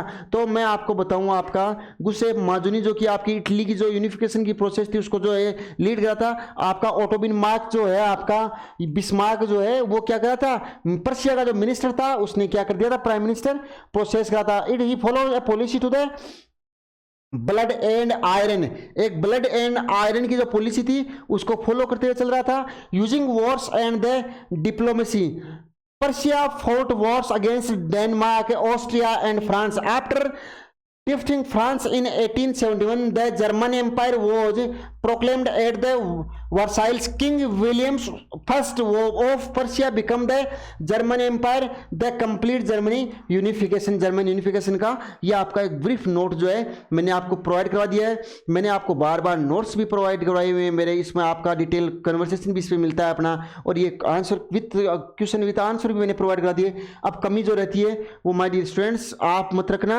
और इधर से मेरी तरफ से जो है मैंने आपको पूरा डाटा जो है वो प्रोवाइड करवा दिया है। Which is the main factor stimulating globalisation and right benefits of the globalisation. मैं सीधी सीधी बात बताऊं कि ग्लोबलाइजेशन से आपको वो कौन कौन से बेनिफिट होते हैं माय डियर स्टूडेंट्स, कौन से फायदे हैं। अभी लास्ट की स्लाइड के अंदर मैं आपको बात कर रहा था कि आपने इंटरनेशनल मार्केट में ट्रेड है, ट्रांसपोर्ट है, कम्युनिकेशन स्किल्स है, उनको इतना मतलब क्लोजली ले लिया है कि आप जो है one nation to another nation भी हैं तो आप ट्रेड वगैरह कर सकते हैं। Liberalisation of the trade and the investment policies of the main factor stimulating globalisation से आपका government remove trade barriers and allowed the foreign companies to invest. Government ने क्या किया था, आपकी जो है ट्रेड बैरियर्स जो थे, व्यापारिक अवरोधक जो थे, उन सबको उठाने का काम किया, और उनको उठा के माय डियर स्टूडेंट उन्होंने क्या किया था, उन्होंने ये किया था कि इंटरनेशनल कंपनी जो थी, फॉरेन कंपनी तो थी, उनको जो है इन्वेस्टमेंट के लिए अलाउ कर दिया था। This increase international competition to the corporation, आपका जो है ये कंपटीशन को आपने बढ़ाया था। Benefits include greater variety of the goods and lower prices. It also create employment opportunities, इन्होंने एम्प्लॉयमेंट अपॉर्चुनिटीज जो थी इनको क्या किया, क्रिएट किया गया था। नेक्स्ट आता है आपका and increase foreign investment, countries can specialise to the goods that they produce efficiently. तो ओवरऑल जो है ये सारे के सारे वो एग्जांपल्स हैं जिनसे आपको जो है बेनिफिट से इस ग्लोबलाइजेशन के माध्यम से मिला था। आपको briefly describe the Napoleon code, what is the Napoleon code, इसको थोड़ा सा ब्रीफली जो है डिस्क्राइब करना था। ये वो सारे फैक्ट हैं जो कि अब आपको याद करने हैं, याद कर लिए होंगे आपने, याद कर रहे होंगे आप ड्यूरिंग प्रोसेस होंगे, तो वो चीज़ें जो है आपके ऊपर हैं। बाकी मेरा एक क्वेश्चन जो है वो आपका बहुत इंपॉर्टेंट है एग्जाम को लेके, और ये पूरी चारों बुक को एनालिसिस करके बनाया है। Napoleon Bonaparte introduce the civil code in 1804, 1804 के अंदर सिविल कोड जो है नेपोलियन ने इंट्रोड्यूस किया था। Known the Napoleon code, Napoleonic codes होता है, नेपोलिक कोड है उसके नाम से उसको जाना जाता है। It abolished feudal privileges and established equality before law, equality को एस्टैब्लिश करने के लिए आपके कानून से समक्ष, या it is secured the right to property and simplified administrative division से, एडमिनिस्ट्रेटिव डिवीजन प्रशासनिक रूप से जो है डिवाइड किया हुआ होना चाहिए। साथ के अंदर जो आपने क्या किया, एक राइट टू प्रॉपर्टी, संपत्ति का जो अधिकार है आपका, क्या राइट टू प्रॉपर्टी इंडिया के जो कॉन्स्टिट्यूशन के अंदर मेंशन है माय डियर स्टूडेंट्स, बताना मेरे को। देखें राइट टू प्रॉपर्टी जो है वो इसके अंदर आपको मिलता है क्या। The code promoted merit based opportunity instead to the birth based privileges, it spread to the many European countries, conquest to the Napoleon's, आपका it influence legal system across the world. Okay my dear students, ये legal जो है वो system को भी आपका world के अंदर जो है क्या करता था, इन्फ्लुएंस करने का काम करता था। What did liberal nationalism stand for, ये जो है लिबरल नेशनलिज्म जो है किसके लिए स्टैंड करता है, आपका किसके लिए अपनी बात रखता है, उसको थोड़ा सा देख लेते हैं। अथवा के अंदर आपको और में इसमें मिल सकता है। द लिबरल नेशनलिज्म स्टूड और freedom of the individual and equality before law, कानून के समक्ष समानता और फ्रीडम स्वतंत्रता ऑफ द इंडिविजुअल, हर व्यक्ति की स्वतंत्रता और कानून के समक्ष हर व्यक्ति की समानता हो, इसके लिए जो है लिबरल जो आपका नेशनलिज्म है वो स्टैंड करता है। It support representatives government and the constitution best of the rules, आपका रूल्स के ऊपर जो कॉन्स्टिट्यूशन बना हुआ है उसके ऊपर आपकी सरकार और उसके जो रिप्रेजेंटेटिव्स जो हैं वो रहने चाहिए।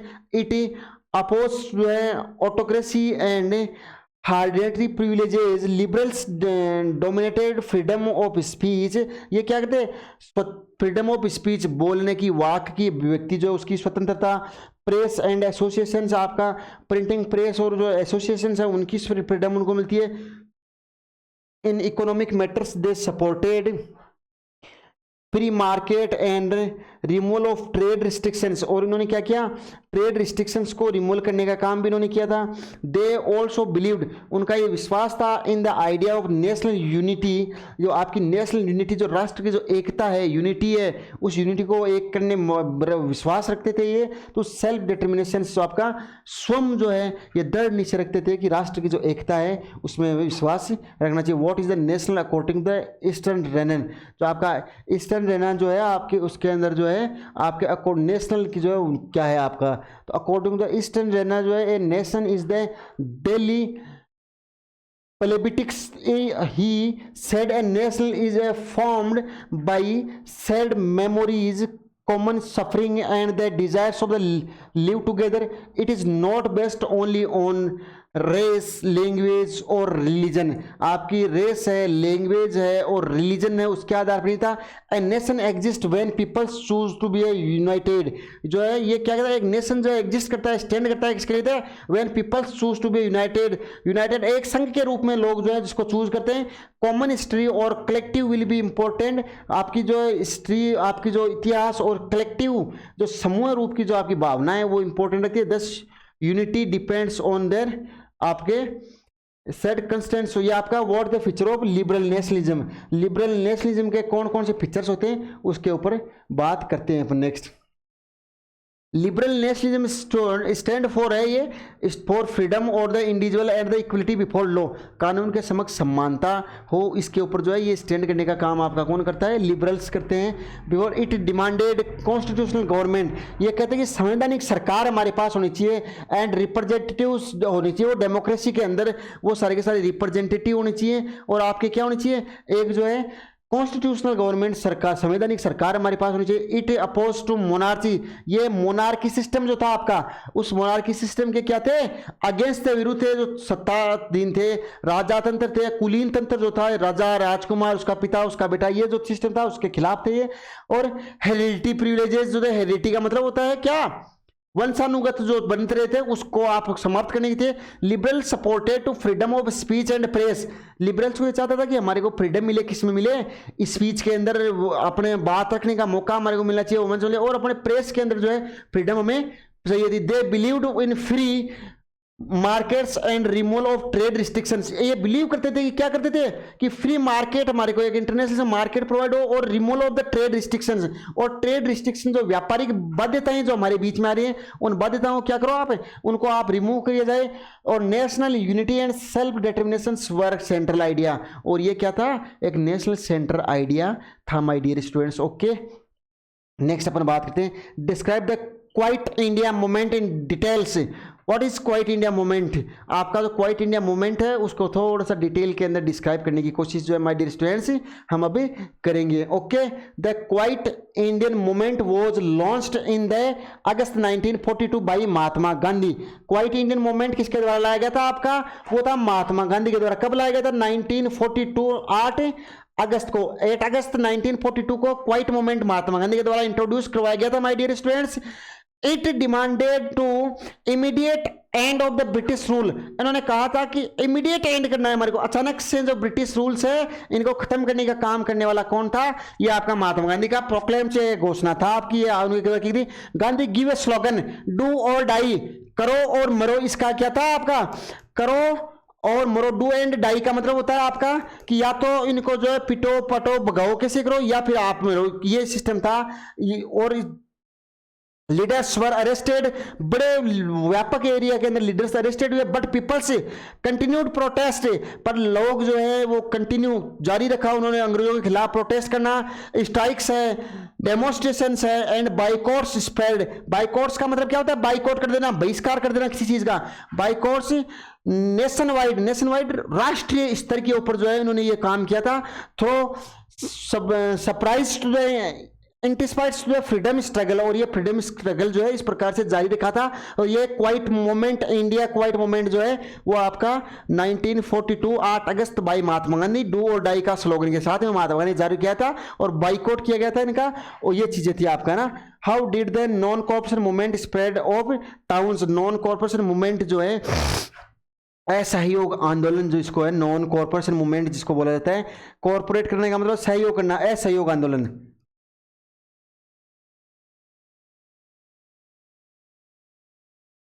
Okay. In towns students left government school and colleges. जो टाउन थे, कस्बे थे, उनके अंदर जो गवर्नमेंट के जो आपके क्या थे, स्कूल थे, कॉलेजेस थे, उनसे बच्चों को क्या कर दिया था आपने, छोड़ दिए थे कॉलेज। और lawyers give up the legal practice, उन्होंने गिव अप का मतलब त्याग कर देना। गिव अप फ्रेजल वर्ब होती है माय डियर स्टूडेंट, इंग्लिश के अंदर फ्रेजल वर्ब होता है गिव अप, अबंडन कर देना, टू अबंडन त्याग देना। लॉयर्स ने अपना लीगल वर्क त्याग दिया था।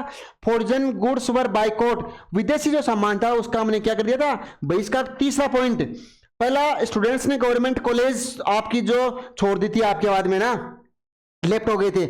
उसकी सेकंड कौन सा था, लॉयर्स तो थे, उन्होंने लीगल प्रैक्टिस जो लीगल वर्क थे उससे क्या कर दिया, गिव अप कर दिया था, अपना हाथ वापस ले लिया था, गिव अप कर देना। और foreign goods were boycotted, and bonfires of the cloth were organised. और ये जो आपके हैंडमेड या जो क्लॉथ्स जो थे उनको ऊपर क्या है उन्होंने ज्यादा फोकस किया था। मर्चेंट सपोर्टेड टू स्वदेशी मूवमेंट, और मर्चेंट जो थे, व्यापारी जो थे, उन व्यापारी ने क्या किया, स्वदेशी मूवमेंट के ऊपर सपोर्ट करना प्रारंभ कर दिया। स्वदेशी जो आपके जो है मूवमेंट्स कौन से थे कि अपन जो है अपने देश के अंदर बनी हुई जो चीजें हैं, गुड्स हैं, क्लॉथ्स हैं, उनको क्या करेंगे माय डियर स्टूडेंट्स, बढ़ावा देंगे। विदेशों से प्रोडक्शन जो आ रहे हैं, प्रोड्यूस होकर प्रोडक्ट, उनको public meetings and hartals become common, और 10 urban middles class activity practice. तो इस प्रकार से जो है ये आपके टाउन्स और कस्बों के अंदर जो है ये फैला था। Okay my dear student, next आता है events before the non corporation movements. वो सारे के सारे इवेंट जो कि नॉन कॉर्पोरेशन मूवमेंट के अंदर जो है उससे पहले आए थे। तो ये आता है my dear student the Rowlatt act. Sir Sidney Rowlatt नाम था इस अधिकारी का, क्या था, सर सिडनी रोलेक्ट नाम से एक अंग्रेज अधिकारी था जिसके नेतृत्व के अंदर ये रोलेक्ट एक्ट आता है 1999 के अंदर। आपका allowed detention with trial the Jallianwala Bagh मिसक्रेज shocked the nation। Jallianwala Bagh मिसक्रेज कब हुआ था मेरा माय डियर स्टूडेंट्स, 13 अप्रैल 1999 अमृतसर पंजाब। और आपका फेस्टिवल था जिसके अंदर हजारों की संख्या में लोग आए थे। जनरल डायर ने उस पूरे के पूरे जो ग्राउंड को घेर लिया था और उसका जो इंटेंस गेट था उसको क्लोज करके और अंधाधुंध फायरिंग जो है उस लोगों के ऊपर की गई थी। और वहां पे जो है वो हजारों की संख्या के अंदर लोग मारे गए थे। वो आपका जलियांवाला बाग मिसक्रेज है। क्वेश्चन सीधा सीधा छपता है, बात सीधी सी 5 है जो मैंने आपको बताई थी। कब हुआ था, गोलियां किसने चलाई थी, कहा था, कहां, कौन सी जगह थी, अमृतसर पंजाब के अंदर हुआ था। इसके अलावा इसमें कोई नई बात नहीं है, आपके याद होना चाहिए, रट्टा मार लो मेरी तरह, जो मेरे जैसे याद है वैसे आपको भी याद होना चाहिए। द खिलाफत मूवमेंट सपोर्टेड ऑटम्स कोलैप्स होता है, ये क्लिप हेड्स होता है। These events United Hindus and Muslims, ये हिंदू और मुस्लिम यूनाइटेड जो इवेंट्स होते हैं उनके द्वारा किए गए थे। Gandhi decided to the launch a non corporation movement in 1920। तो इसके बाद में जो है महात्मा गांधी ने नॉन कॉर्पोरेशन मूवमेंट क्या किया था, इंट्रोड्यूस या लॉन्च करने का काम करने का डिसाइड किया था। तो ये पूछा क्या है, नॉन कॉर्पोरेशन मूवमेंट से पहले वो कौन सा इवेंट था जो घटित हुआ था, तो वह तो आपका 1999 के अंदर रोलेक्ट एक्ट, ना अपील ना दलील ना वकील वाला था। आप अगर कोई भी ऐसी कोई घटना होती है तो उसमें ना आप वकील कर सकते हो, ना आप अंग्रेज देर से कोई अपील कर सकते हो, ना दलील कर सकते हो, सीधा आपको कारावास होगा। ये सीधा सीधा 2 वर्ड के अंदर जो है आपका रोलेक्ट एक्ट था। Okay my dear student, next आता है nationalism and revival of the Indian folklore. जो आपका इसको रिवील करने का क्या सिस्टम था, उसे nationalism develop through revival in the Indian folklore leaders collected folk songs. आपके फोक जो आपके लोक नृत्य होते हैं, लोक गीत जो होते हैं, इनकी बात थी। And tales to the promote unity, और टेल्स जो थी, कहानियां थी, बातें थी, जो उनको जो है नेशनल स्तर पे प्रमोट करने का काम करने वाला था, वो सिस्टम इसमें फोकलोर के अंदर आता था।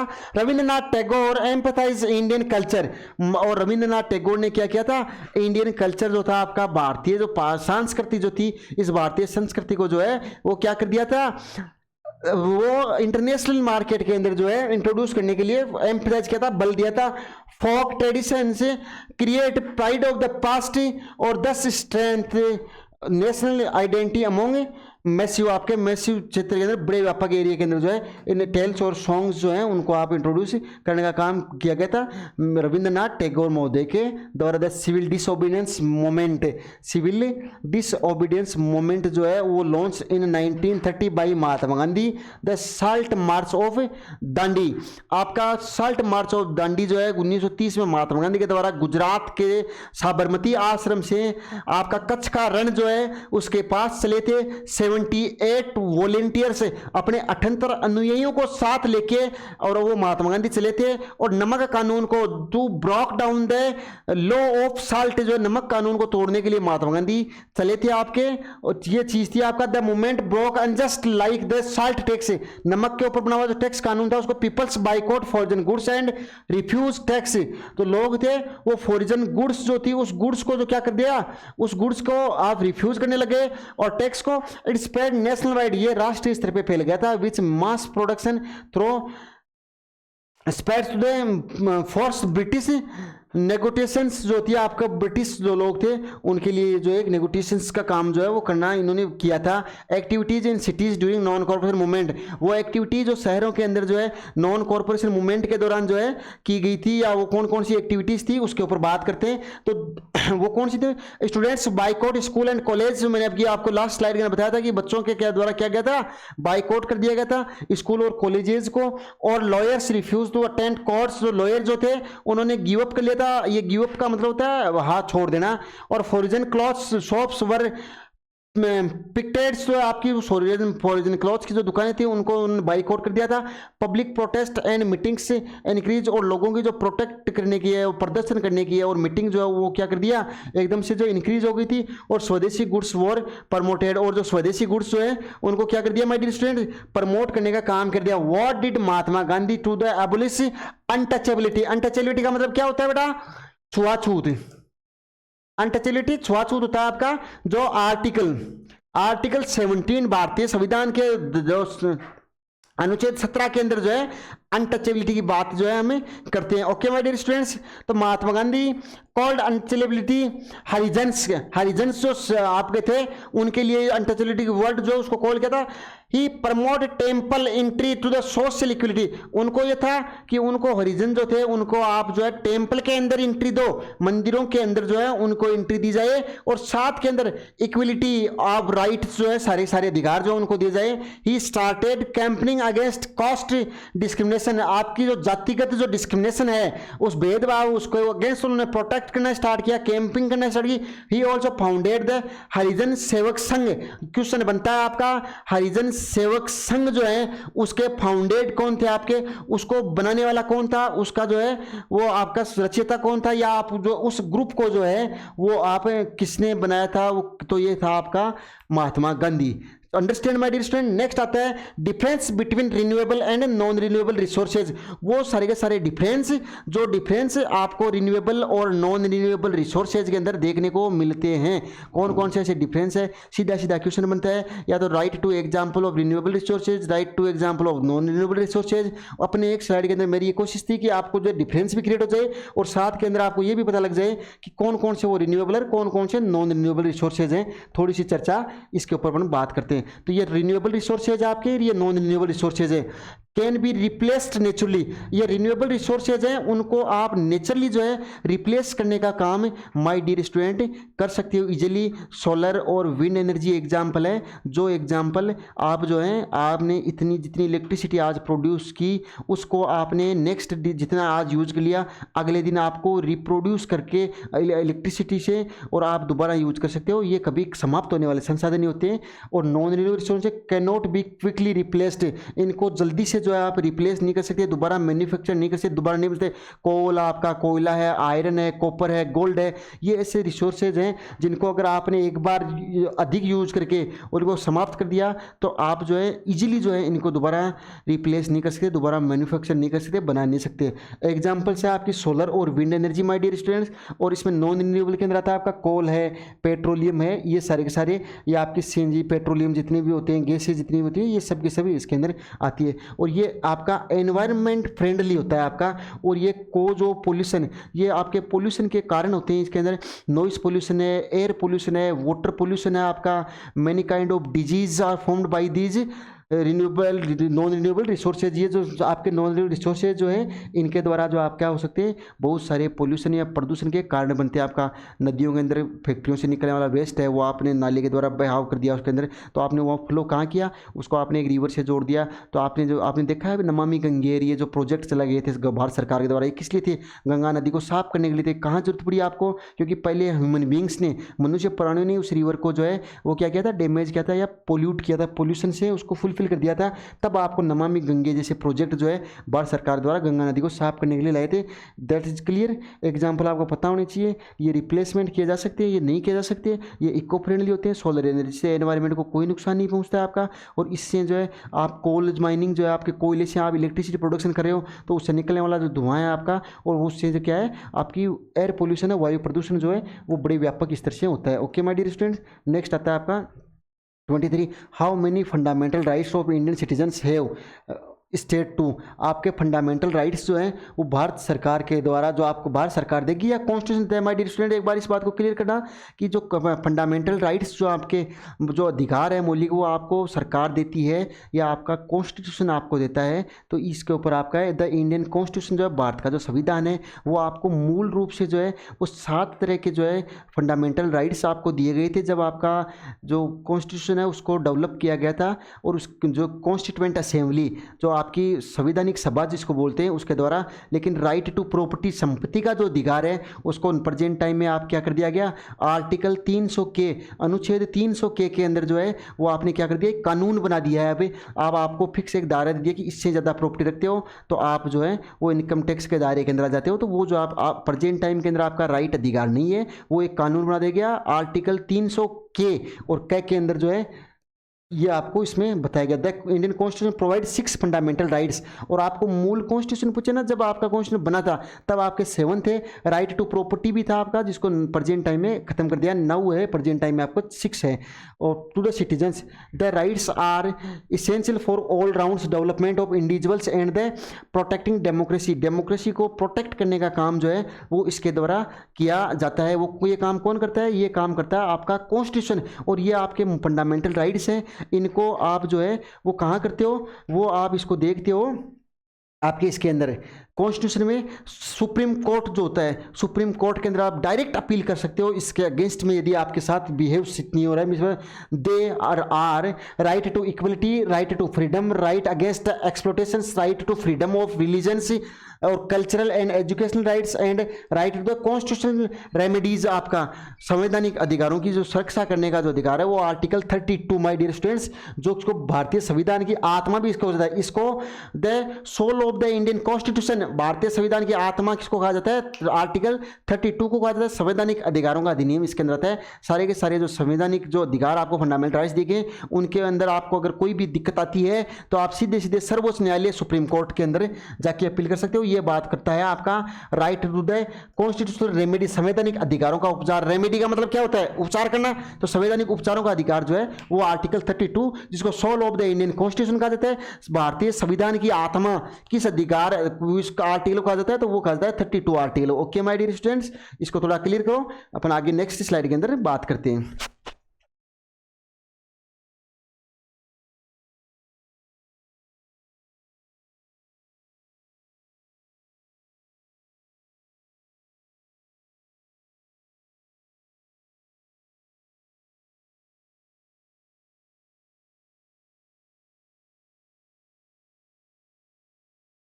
तो ऐसे राइट थे जिनके बारे में थोड़ा सा डिटेल आपको देनी थी, उसके ऊपर थोड़ी सी अपन चर्चा देखते हैं, राइट टू इक्वलिटी और right to freedom. Right equality which ensure equality before law and prohibit discrimination on the basis of religion, caste, gender, place of birth. जन्म स्थान, जाति, जेंडर और आप रिलीजन, धर्म के आधार पे जो है कोई भी किसी भी प्रकार का भेदभाव किसी व्यक्ति के साथ में नहीं होगा, ये बात ये करता है। Right to freedom which includes freedom of speech and expression, movement, occupation of the residence. कहीं पर भी आप आवास कर सकते हो, आप व्यवसाय कर सकते हो, और व्यवसाय के साथ में आपका एक्सप्रेस और मूवमेंट, विचरण कर सकते हो, एक्सप्रेशन अपने विचार जो है वो रख सकते हो। भारत के अंदर आप कहीं पर भी अपनी बात रखने का अधिकार आपके पास है, कहीं पर भी आप विचरण कर सकते हो, आ जा सकते हो। भारत के अंदर आप दिल्ली जा सकते हो, बॉम्बे जा सकते हो, गुजरात जा सकते हो, आपको कोई मनाही नहीं है। भारत के अंदर कहीं पर भी जाकर कोई भी व्यक्ति जो है अपना व्यवसाय कर सकता है, उसके लिए आपसे कोई मनाही नहीं है, और कहीं पर भी वो आवास रह सकता है भारत के अंदर, उसके लिए आपको कोई ही मनाही नहीं है भारत के अंदर। ये आपका राइट टू फ्रीडम होता है। Right 3 features of the Indian constitution, भारतीय संविधान के जो 3 फीचर्स हैं उन फीचर्स के बारे में आपको बात करनी है। तो the Indian constitution is the longest written constitution in the world, Bharat का सबसे महान और लिखित आपका कोई स्रोत है तो वो भारतीय कॉन्स्टिट्यूशन है। विश्व का, वर्ल्ड का आपका सबसे बड़ा है, आपका लॉन्गेस्ट कॉन्स्टिट्यूशन है संसार का। संसार में सबसे बड़ा अगर कोई लिखित प्रमाण मिलता है तो वो आपका इंडियन कॉन्स्टिट्यूशन का है आपका।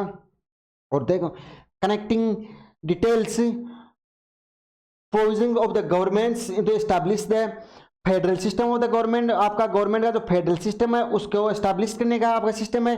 विच a clear divisions of the powers between the centre and the states, आपका सेंटर और स्टेट्स के अंदर जो है इनको क्लियर जो है फेडरल सिस्टम को जो है वो डिवाइड किया गया। अनदर की features of the guaranteed of the fundamental rights, और इंडिया का कॉन्स्टिट्यूशन जो है अपने सिटीजन्स को जो है वो गारंटी देता है। किस प्रकार की गारंटी देता है? वो इस प्रकार की गारंटी देता है कि आपके जो ये फंडामेंटल राइट्स हैं वो संविधान के अंदर आपको देखने को मिलते हैं। आपके 6 तरह के जो फंडामेंटल राइट्स जो है अभी मैं आपको क्लियर करवा के आया हूँ स्लाइड में, वो सारे के सारे आपको माय डियर स्टूडेंट्स वो आपका इंडियन कॉन्स्टिट्यूशन है विच protect citizens from the misuse of power, से जो आपके सिटीजन्स को जो है पावर की जो मिसयूज करने के अगेंस्ट में जो आपको प्रोटेक्ट करने का काम करता है।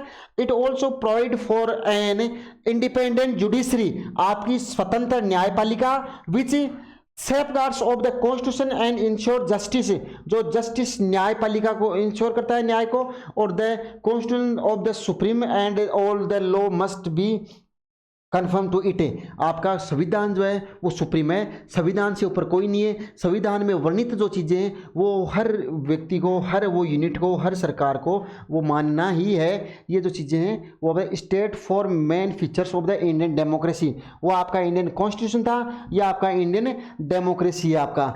ठीक है, तो इसके अंदर था Indian democracy is based on the universal adult franchises, आपका यूनिवर्सल एडल्ट फ्रेंचाइजीज के ऊपर जो है इंडियन डेमोक्रेसी जो है वो बेस्ट है। Which give every citizen about 18 years to right to vote, जो आपका क्या है कि हर वो भारतीय नागरिक सिटीजन जिसकी उम्र 18 साल पूर्ण हो चुकी है उसको राइट टू वोट देने का अधिकार है। वह व्यक्ति जिसने अपनी 18 साल उम्र पूर्ण कर ली है वह व्यक्ति अपने BLO बूथ लेवल ऑफिसर के पास जाके अपनी VL जो वोटिंग लिस्ट है उसके अंदर नाम अपना ऐड करवा सकता है। और अपकमिंग जो इलेक्शंस ऑफ द कंट्री है, आपके भारत के जो चुनाव होने वाले हैं उन चुनावों के अंदर जो है इजीली वो जो 18+ जो कैंडिडेट है वो पार्टिसिपेट कर सकता है। 1 वोट 1 वैल्यू फॉर 1 नेशन, एक राष्ट्र के लिए 1 वोट 1 वैल्यू रखने वाला काम करता है। और ये जो चीज़ है वो कौन करता है आपका?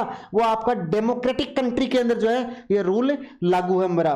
Bye dear students, everyone equally before the law, कानून के समक्ष जो है वो सब के सब सम्मान है।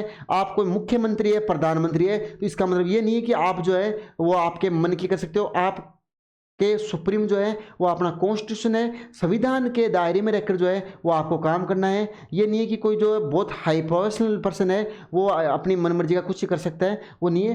कानून के समक्ष सम्मानता है। ये नहीं कि कोई एक बच्चा है और एक मुख्यमंत्री है तो उसके चपेट लगा सकता है ना, हर व्यक्ति को इक्वलिटी कानून के समक्ष। मुख्यमंत्री कानून की शरण ले सकता है तो एक सिटीजन, कॉमन सिटीजन है वो भी कानून के समक्ष जो है वो शरण ले सकता है। एंड इंडिपेंडेंट जुडिशरी, और एक स्वतंत्र न्यायपालिका। इस न्यायपालिका के अंदर प्रधानमंत्री ने अगर कोई गलत काम किया है तो प्रधानमंत्री को भी न्यायपालिका जो है वो क्या करेगी माय डियर स्टूडेंट्स? सजा पनिश करने का काम करेगी। तो एक कॉमन नागरिक जो सिटीजन है उसको भी ये करेगी। Allowing people to choose their representative freely, और ये इसमें देखो protect citizens right and resolve disputes, India also follow a multi party system. Multi party system, India में एक पार्टी नहीं है। अभी मैंने देखा था इंडियन नेशनल कांग्रेस और बीजेपी जो है नेशनल पार्टीज आपके, तो इस प्रकार से यह है। और allowing peoples to choose their representative freely, आपका रिप्रेजेंटेटिव जो है उनको एकदम फ्री तरीके से जो है वो काम करने देता है। ये कौन होता है आपका चूज करने का, ये आपका डेमोक्रेटिक होता है। Describe the main features of the federalism, federalism जो है उसके मेन फीचर्स कौन से हैं उसको समझाने आपको मैंने कॉन्स्टिट्यूशन बता दिया, आपने मैं डेमोक्रेसी बना दिया मैंने, और फेडरलिज्म बता दूंगा मैं आपको। मैं एक पॉइंट मैंने नहीं छोड़ा जो आपको इसमें स्लाइड और वो आपकी एग्जाम में छप जाए। काम तुम्हारा है कैसे याद करते हो, है ना। जो चीज़ें हमें समझ में नहीं आती उनको हम रट्टा मार लेते हैं, सीधा सा एक ही रखो कि पहले चीज़ों को समझो, अच्छे से समझो।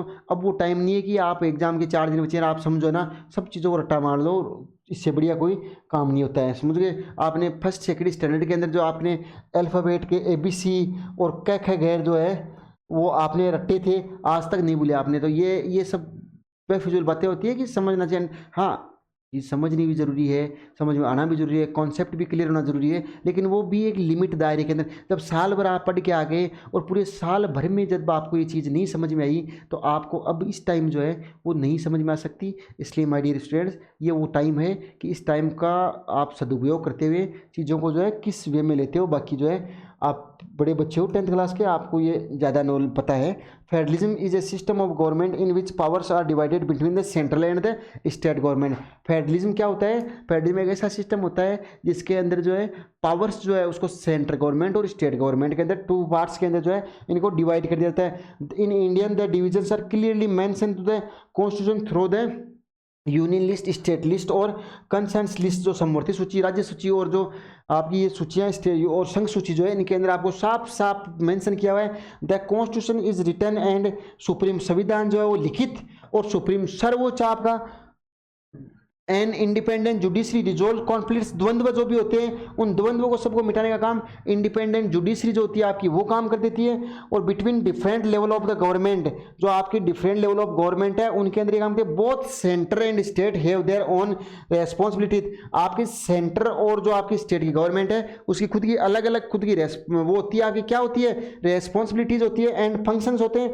Federalism ensure unity in diversity and the together democracy, आपके टुगेदरनेस ऑफ द डेमोक्रेसी जो होती है इसके अंदर ये आपको फेडरलिज्म को ध्यान रखना है। स्टेट्स और सेंटर के अंदर जो गवर्नमेंट है उसके अंदर पावर शेयरिंग का जो आपके 2 पार्ट्स में जो डिवाइड कर रखा है उसको फेडरलिज्म कहते हैं। Explain the slash and burn system of agriculture with example. अब मेरे को एक बात तो बेटा, मैंने जियोग्राफी के अंदर इतनी अच्छी तरीके से जो है मैंने क्या कर रखा है इस टर्म को जो है एक्सप्लेन कर रखा है। अब तुम पता नहीं क्या करते हो, इसको याद किया नहीं गया। स्लैश एंड बर्न एग्रीकल्चर में क्या होता है, a small part of the land, ये जो जमीन होती है इसमें फॉरेस्ट होते हैं और इन फॉरेस्ट के अंदर क्या होता है, एक इतना पार्ट लिया, इस पार्ट को उन्होंने बर्न किया और जला के, और इसकी जो ऐश जो राख बची है उस राख को क्या करते हैं मिट्टी में मिला के और फर्टाइल लैंड जो भूमि होती है उसके अंदर खेती करते हैं और 1 या 2 ईयर बाद में जो है उस जमीन को वो छोड़ देते हैं और नेक्स्ट पार्ट के अंदर जो है वो खेती करने लग जाते हैं। फिर यहाँ करेंगे, फिर यहाँ करेंगे, इतने में यहाँ पेड़ हो जाएंगे तो यहाँ करेंगे। तो ऐसे जो है आप एक शॉर्ट पार्ट के अंदर जो है इनको चेंज करके रोटेशनल एग्रीकल्चर जो करते हो वो बोलती होती है। The slash and burn system also known as the shifting cultivation. Shifting cultivation one place to another place shift होने वाला काम जो आप कर रहे हो इसको शिफ्टिंग कल्टीवेशन बोलते हैं। It is a traditional method of the farming. ये क्या है, ट्रेडिशनल मेथड, आपका मॉडर्न टेक्निक नहीं है ये आपकी एग्रीकल्चर की मॉडर्न टेक्निक ये नहीं होती है आपकी। मॉडर्न टेक्निक होती है जिसकी मशीनरी है, टेक्निक्स है, टूल्स है, इक्विपमेंट्स है, आपके फर्टिलाइजर्स है, आपके DAP है, यूरिया है, आपके नैनो यूरिया, ये चीज़ें जो आप यूज़ करते हो ना, पेस्टिसाइड्स है, फर्टिलाइजर्स है, वो सब मॉडर्न टेक्नोलॉजी और टेक्निक्स और मशीनरी वो चीज़ें होती है मॉडर्न एग्रीकल्चर के अंदर। ये आपकी ट्रेडिशनल एग्रीकल्चर है, पूछा जाएगा, क्वेश्चन बन सकता है। Traditional agriculture, define the time of traditional agriculture, पारंपरिक तरीके से, तौर तरीके से, पुराने तौर तरीके से आप जो खेती करते आ रहे हो। और मॉडर्न टेक्निक जो होती है मॉडर्न एग्रीकल्चर, उसके अंदर जो है टूल, टेक्निक, मशीनरी और इंस्ट्रूमेंट्स, इक्विपमेंट्स जो है उनके द्वारा की जाने वाली खेती होती है वो होती है। In this method farmers cut down trees and burn the vegetation, वो फार्मर्स होते हैं इसके अंदर वो कट डाउन कर लेते हैं ट्रीज को और वेजिटेशन को, और द ऐश जो राख होती है उसको इसमें क्या करते हैं सॉइल फर्टाइल, लैंड फर्टाइल हो जाती है, और क्रॉप्स आर ग्रोन 2 और 3 ईयर्स, वहाँ 2 या 3 साल के लिए खेती करते हैं और ये बाद में चले जाते हैं। The farmers move another area, India is called the झूम कल्टिवेशन, इंडिया के अंदर इसको क्या कहते हैं झूम कल्टिवेशन कहते हैं। और ये होती कहाँ पर आपके असम, मेघालय, मिजोरम इधर होती है, राजस्थान के अंदर डूंगरपुर बांसवाड़ा के अंदर होती है, आपके दिपांग, मिल्फा, ये आपकी वालरा, रेह, लद्दाख, ये इनके एग्जाम्पल होते हैं, लाइक आसाम, मेघालय और मिजोरम, ये इसके एग्जाम्पल है। ओके माय डियर स्टूडेंट्स, जैसे मेरे को एक एक पॉइंट याद है वैसे आपको ये याद होनी चाहिए, तब जाके जो है एसएसटी आपको नंबर देती है। ओके, पहले अपना तो 100% दो, जब अपना आप 100% दोगे ना तो एग्जाम इतनी बड़ी नहीं है, आपको आपकी लिखने की शैली जो है, आंसर्स जो है वो अपने आप नंबर गेन करवा देंगे। आना तो चाहिए आपको। Role of the election commission of India, election commission of India का रोल क्या होता है? इलेक्शन कमीशन ऑफ इंडिया जो एक सेंट्रल यूनिट होती है जो आपके पूरे भारतवर्ष के अंदर जो है इलेक्शन करवाने का काम करती है। एमपी, एमएलए का इलेक्शन करवाने का काम कौन करता है? आपका यही करती है। तो फिर राज्य चुनाव आयोग जो है स्टेट इलेक्शन कमीशन है वो क्या काम करती है? तो स्टेट इलेक्शन कमीशन जो है माय डियर स्टूडेंट्स वो काम करती है आपकी पंचायती राज विभाग के इलेक्शन करवाने का काम करती है आपके। तो पंचायती राज विभाग का इलेक्शन जो है वो आपका नेशनल जो इलेक्शन कमीशन है वो नहीं करवाता है, वो कौन कराता है आपका? वो कराता है आपका जो स्टेट इलेक्शन कमीशन है वो राज्य चुनाव आयोग करवाता है। तो the election commission of India is a independent constitutional body responsible for conducting election in India. आपके इंडिया के अंदर इलेक्शन कंडक्ट करवाने का जो काम करेगा वो काम कौन करेगा माय डियर स्टूडेंट्स? वो काम करेगा आपका इलेक्शन कमीशन ऑफ इंडिया। और ये एक क्या है? आपकी एक इंडिपेंडेंट यूनिट है, आपकी स्वतंत्र इकाई। It prepare to the election rolls supervise election to the parliament and the state legislature. State legislature का मतलब राज्य विधायिका और पार्लियामेंट संसद के चुनाव, जिसको एमपी और इसको MLA member of legislative assembly, member of parliament इनको बोला जाता है, इनके चुनाव करवाने का काम जो है कौन करता है? ये करता है। It ensure that elections are free और फेयर। ये इस बात को इंश्योर करता है कि इलेक्शन जो कंडक्ट हुए थे उसके अंदर ईवीएम घोटाला नहीं हुआ है ना। क्या नहीं हुआ है? ईवीएम घोटाला अगर नहीं हुआ है ना, वो चीजें जो है वो ये इलेक्शन कमीशन ऑफ इंडिया देखता है आपका। It enforce to the model code of the conduct to prevent unfair practice. Unfair practice को जो है उनको रोका जाता है आपको। The commission also monitors election expenses and prevents mess of powers, or its role to the of maintains transparency and the strengthening of the democratic country। democratic country Bharat एक लोकतांत्रिक देश है, इसके अंदर जो ट्रांसपेरेंसी जो है, आप उस ट्रांसपेरेंसी जो को है वो आप जो है उस पारदर्शिता को बनाए रखने का काम जो है वो आपका इलेक्शन कमीशन ऑफ इंडिया जो है वो करता है। Okay my dear student, name one major food crop in India और डिस्क्राइब। मैं बार बार मैंने ज्योग्राफी के अंदर बोला गया था कि आपको एक क्रॉप दी जाएगी, क्वेश्चन क्रॉप में बनेगा। तो अभी मैं इसको बिना बोले हुए आपको बता रहा हूँ कि वो उसकी लोकेशन कहाँ होती है, क्रॉप के लिए क्लाइमेट कैसा चाहिए, उसको पानी कितना चाहिए, उसको वेदर कैसा चाहिए, वो इतनी इसके अलावा कोई चीज़ नहीं होती है। आ जाओ देखिए बात है कौन सी क्रॉप है? Rice. Rice is the one of major food crops in India. Rice का मैं बता दूं आपको, अमन, ओस और बोरो 3 किस्म होती है, तीनों सीजन्स के अंदर इसको बोया जाता है। और आपकी ये जो है वो साउथ इंडिया जो है उसकी फूड ग्रेन्स खाद्य फसल भी है आपकी। और इसके अंदर it is mainly grown in the area of high temperature about 25 centimetre Celsius जो होता है आपका, उसके अंदर इसको ग्रो किया जाता है। एंड हैवी रेनफॉल एरिया 100 से 200 सेंटीमीटर, बहुत ज़्यादा वर्षा इसको चाहिए होती है, हैवी रेनफॉल इसको चाहिए होती है। उसके साथ में टेम्परेचर जो है 25 डिग्री सेल्सियस जो टेम्परेचर इस क्रॉप को चाहिए होता है। और इसके साथ में जो है it requires fertile alluvial soils, clay soil and the plenty of water. Lots of water are available in these area. जहाँ अधिक पानी की अवेलेबिलिटी होती है उस क्षेत्र के अंदर क्या होता है माय डियर स्टूडेंट? उस क्षेत्र के अंदर इस प्रकार की जो फसल है वो खाई जाती है। Rice cultivation is commonly in west Bengal, Punjab, Uttar Pradesh, Andhra Pradesh, Tamil Nadu. It's a kharif crop sown in rainy seasons. Proper irrigation system जो है, proper irrigation facilities also support rice production. और पूरा तरीके से अगर इसको पानी की सप्लाई मिलती है तो ये क्या करती है, इसकी प्रोडक्शन जो है उसको बढ़ा भी सकते हैं। How was the Panchayati Raj system made more effective after the 73rd of the constitutional amendment. 73वें संविधान संशोधन के अंदर जो है, और 74वें संविधान संशोधन नगर पालिका नगर निगम, और 73वें के अंदर पंचायती राज विभाग जो है इसके अंदर अमेंडमेंट कुछ संशोधन किए थे। तो इस अमेंडमेंट करने के बाद में पंचायती राज विभाग जो है किस प्रकार से थोड़ा और बेटर जो है वो आपका इफेक्टिव हो गया after the 73rd of constitutional amendment. संविधान संशोधन, 73वां संविधान संशोधन और 74वां संविधान संशोधन।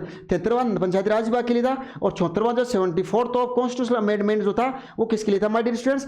वो था आपका नगर पालिका नगर निगम के लिए, और ये था आपका पंचायती राज विभाग के लिए। ओके माय डियर स्टूडेंट, थोड़ा सा इसको आप देखिए, उसके बाद में अपन इसको थोड़ा एक्सप्रेस करते हैं।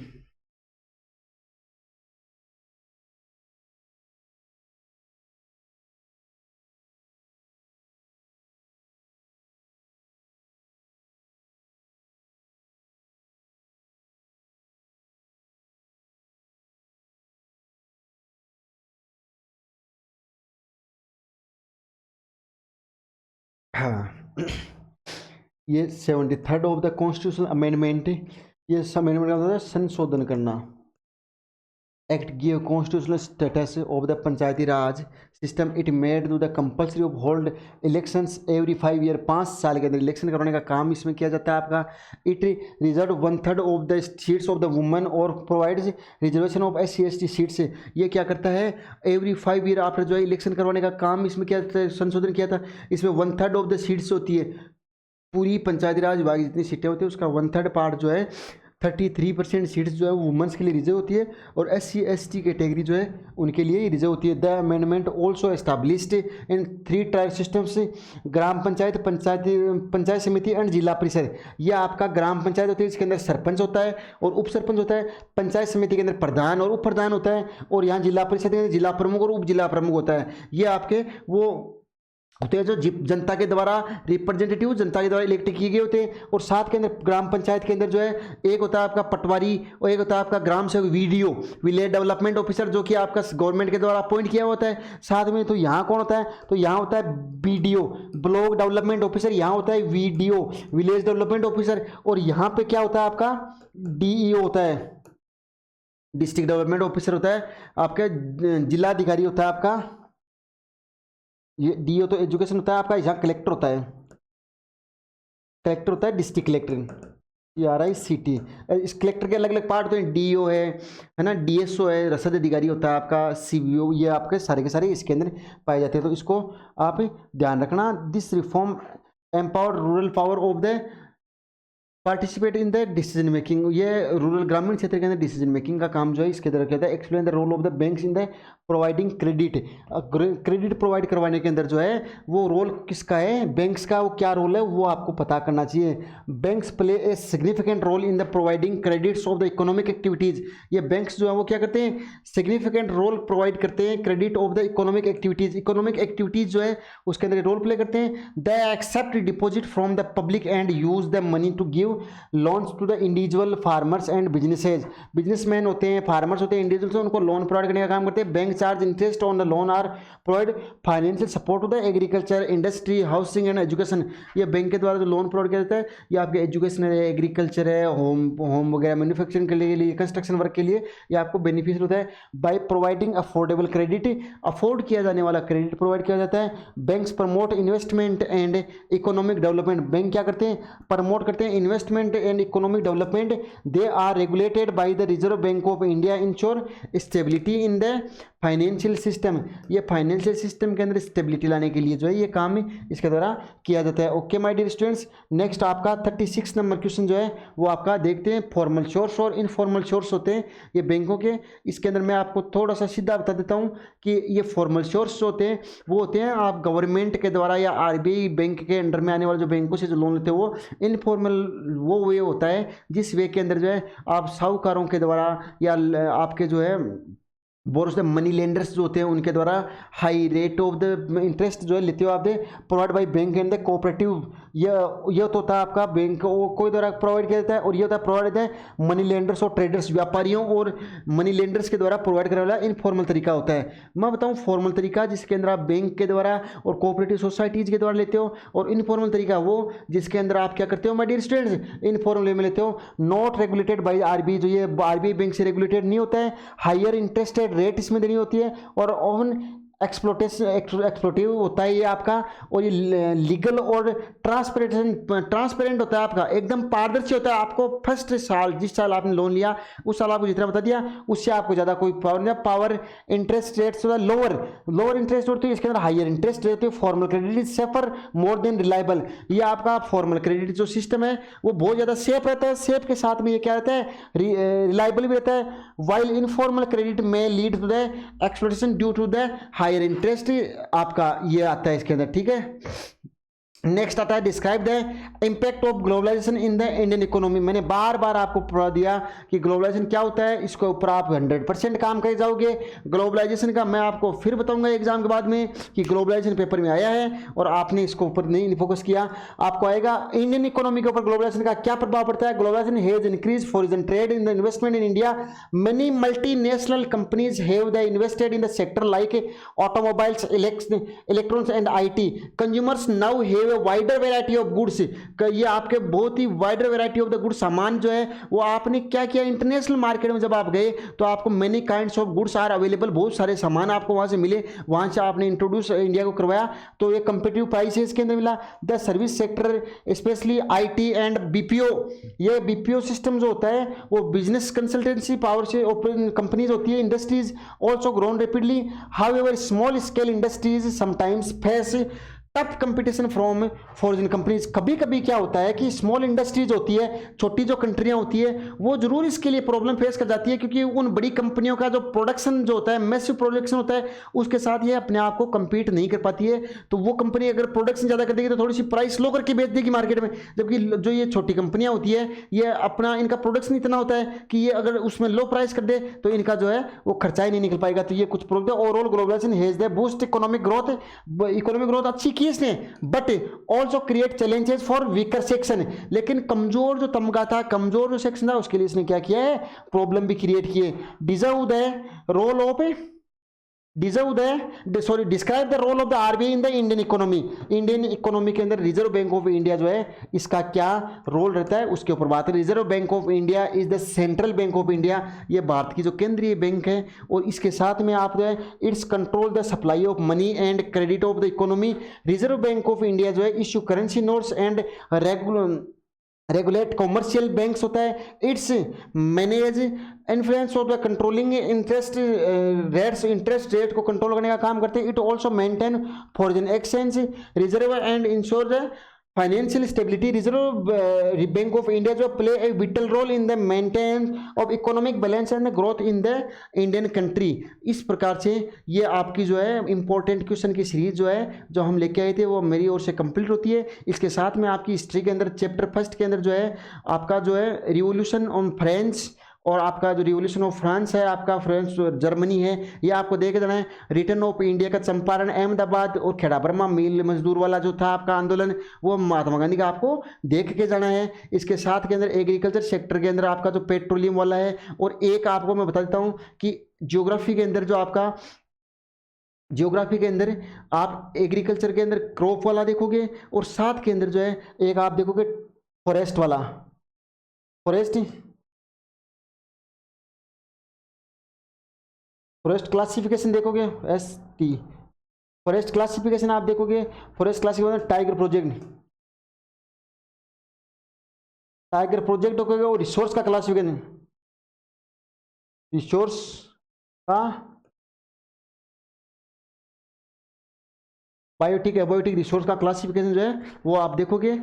इसके साथ ही जो है मेरी ओर से आपकी जो ये क्लास है वो अब मैं एंड करता हूँ। आप बार बार प्रैक्टिस करते रहिए इन क्वेश्चनों के ऊपर, और इसके साथ ही जो है अपकमिंग जो आपका टाइम पे है वो आने वाला टाइम बहुत बेहतर टाइम है आपके लिए। एक विद्यार्थी जीवन में मेहनत अगर करता है तो हमेशा कहते हैं कि माँ सरस्वती जो है बेटे अपने ऊपर कभी ऋण नहीं रखती है, वो अपना कर्ज ज़रूर चुकाती है। आपने जिस स्तर की मेहनत की है उस स्तर की जो है आपको जो है वो आपका प्रॉफिट गेन आपको होगा। माँ सरस्वती अपना ऋण ज़रूर चुकाती है। जिस लेवल की जिस बच्चे ने मेहनत की है उसको उस स्तर का रिजल्ट जो है वो हमेशा मिलता है। यदि आपने ये मेहनत जो है वो बरकरार रखी तो आने वाला समय जो है तुम्हारे लिए बेहतरीन है, सुनहरा समय है, तुम्हारे पास गोल्डन अपॉर्चुनिटी है। अपकमिंग टाइम के अंदर जो है आप और बेटर कर सकते हो। इसी के साथ आज का सेशन जो है वो मैं एंड करता हूँ। धन्यवाद my dear students, thank you so much.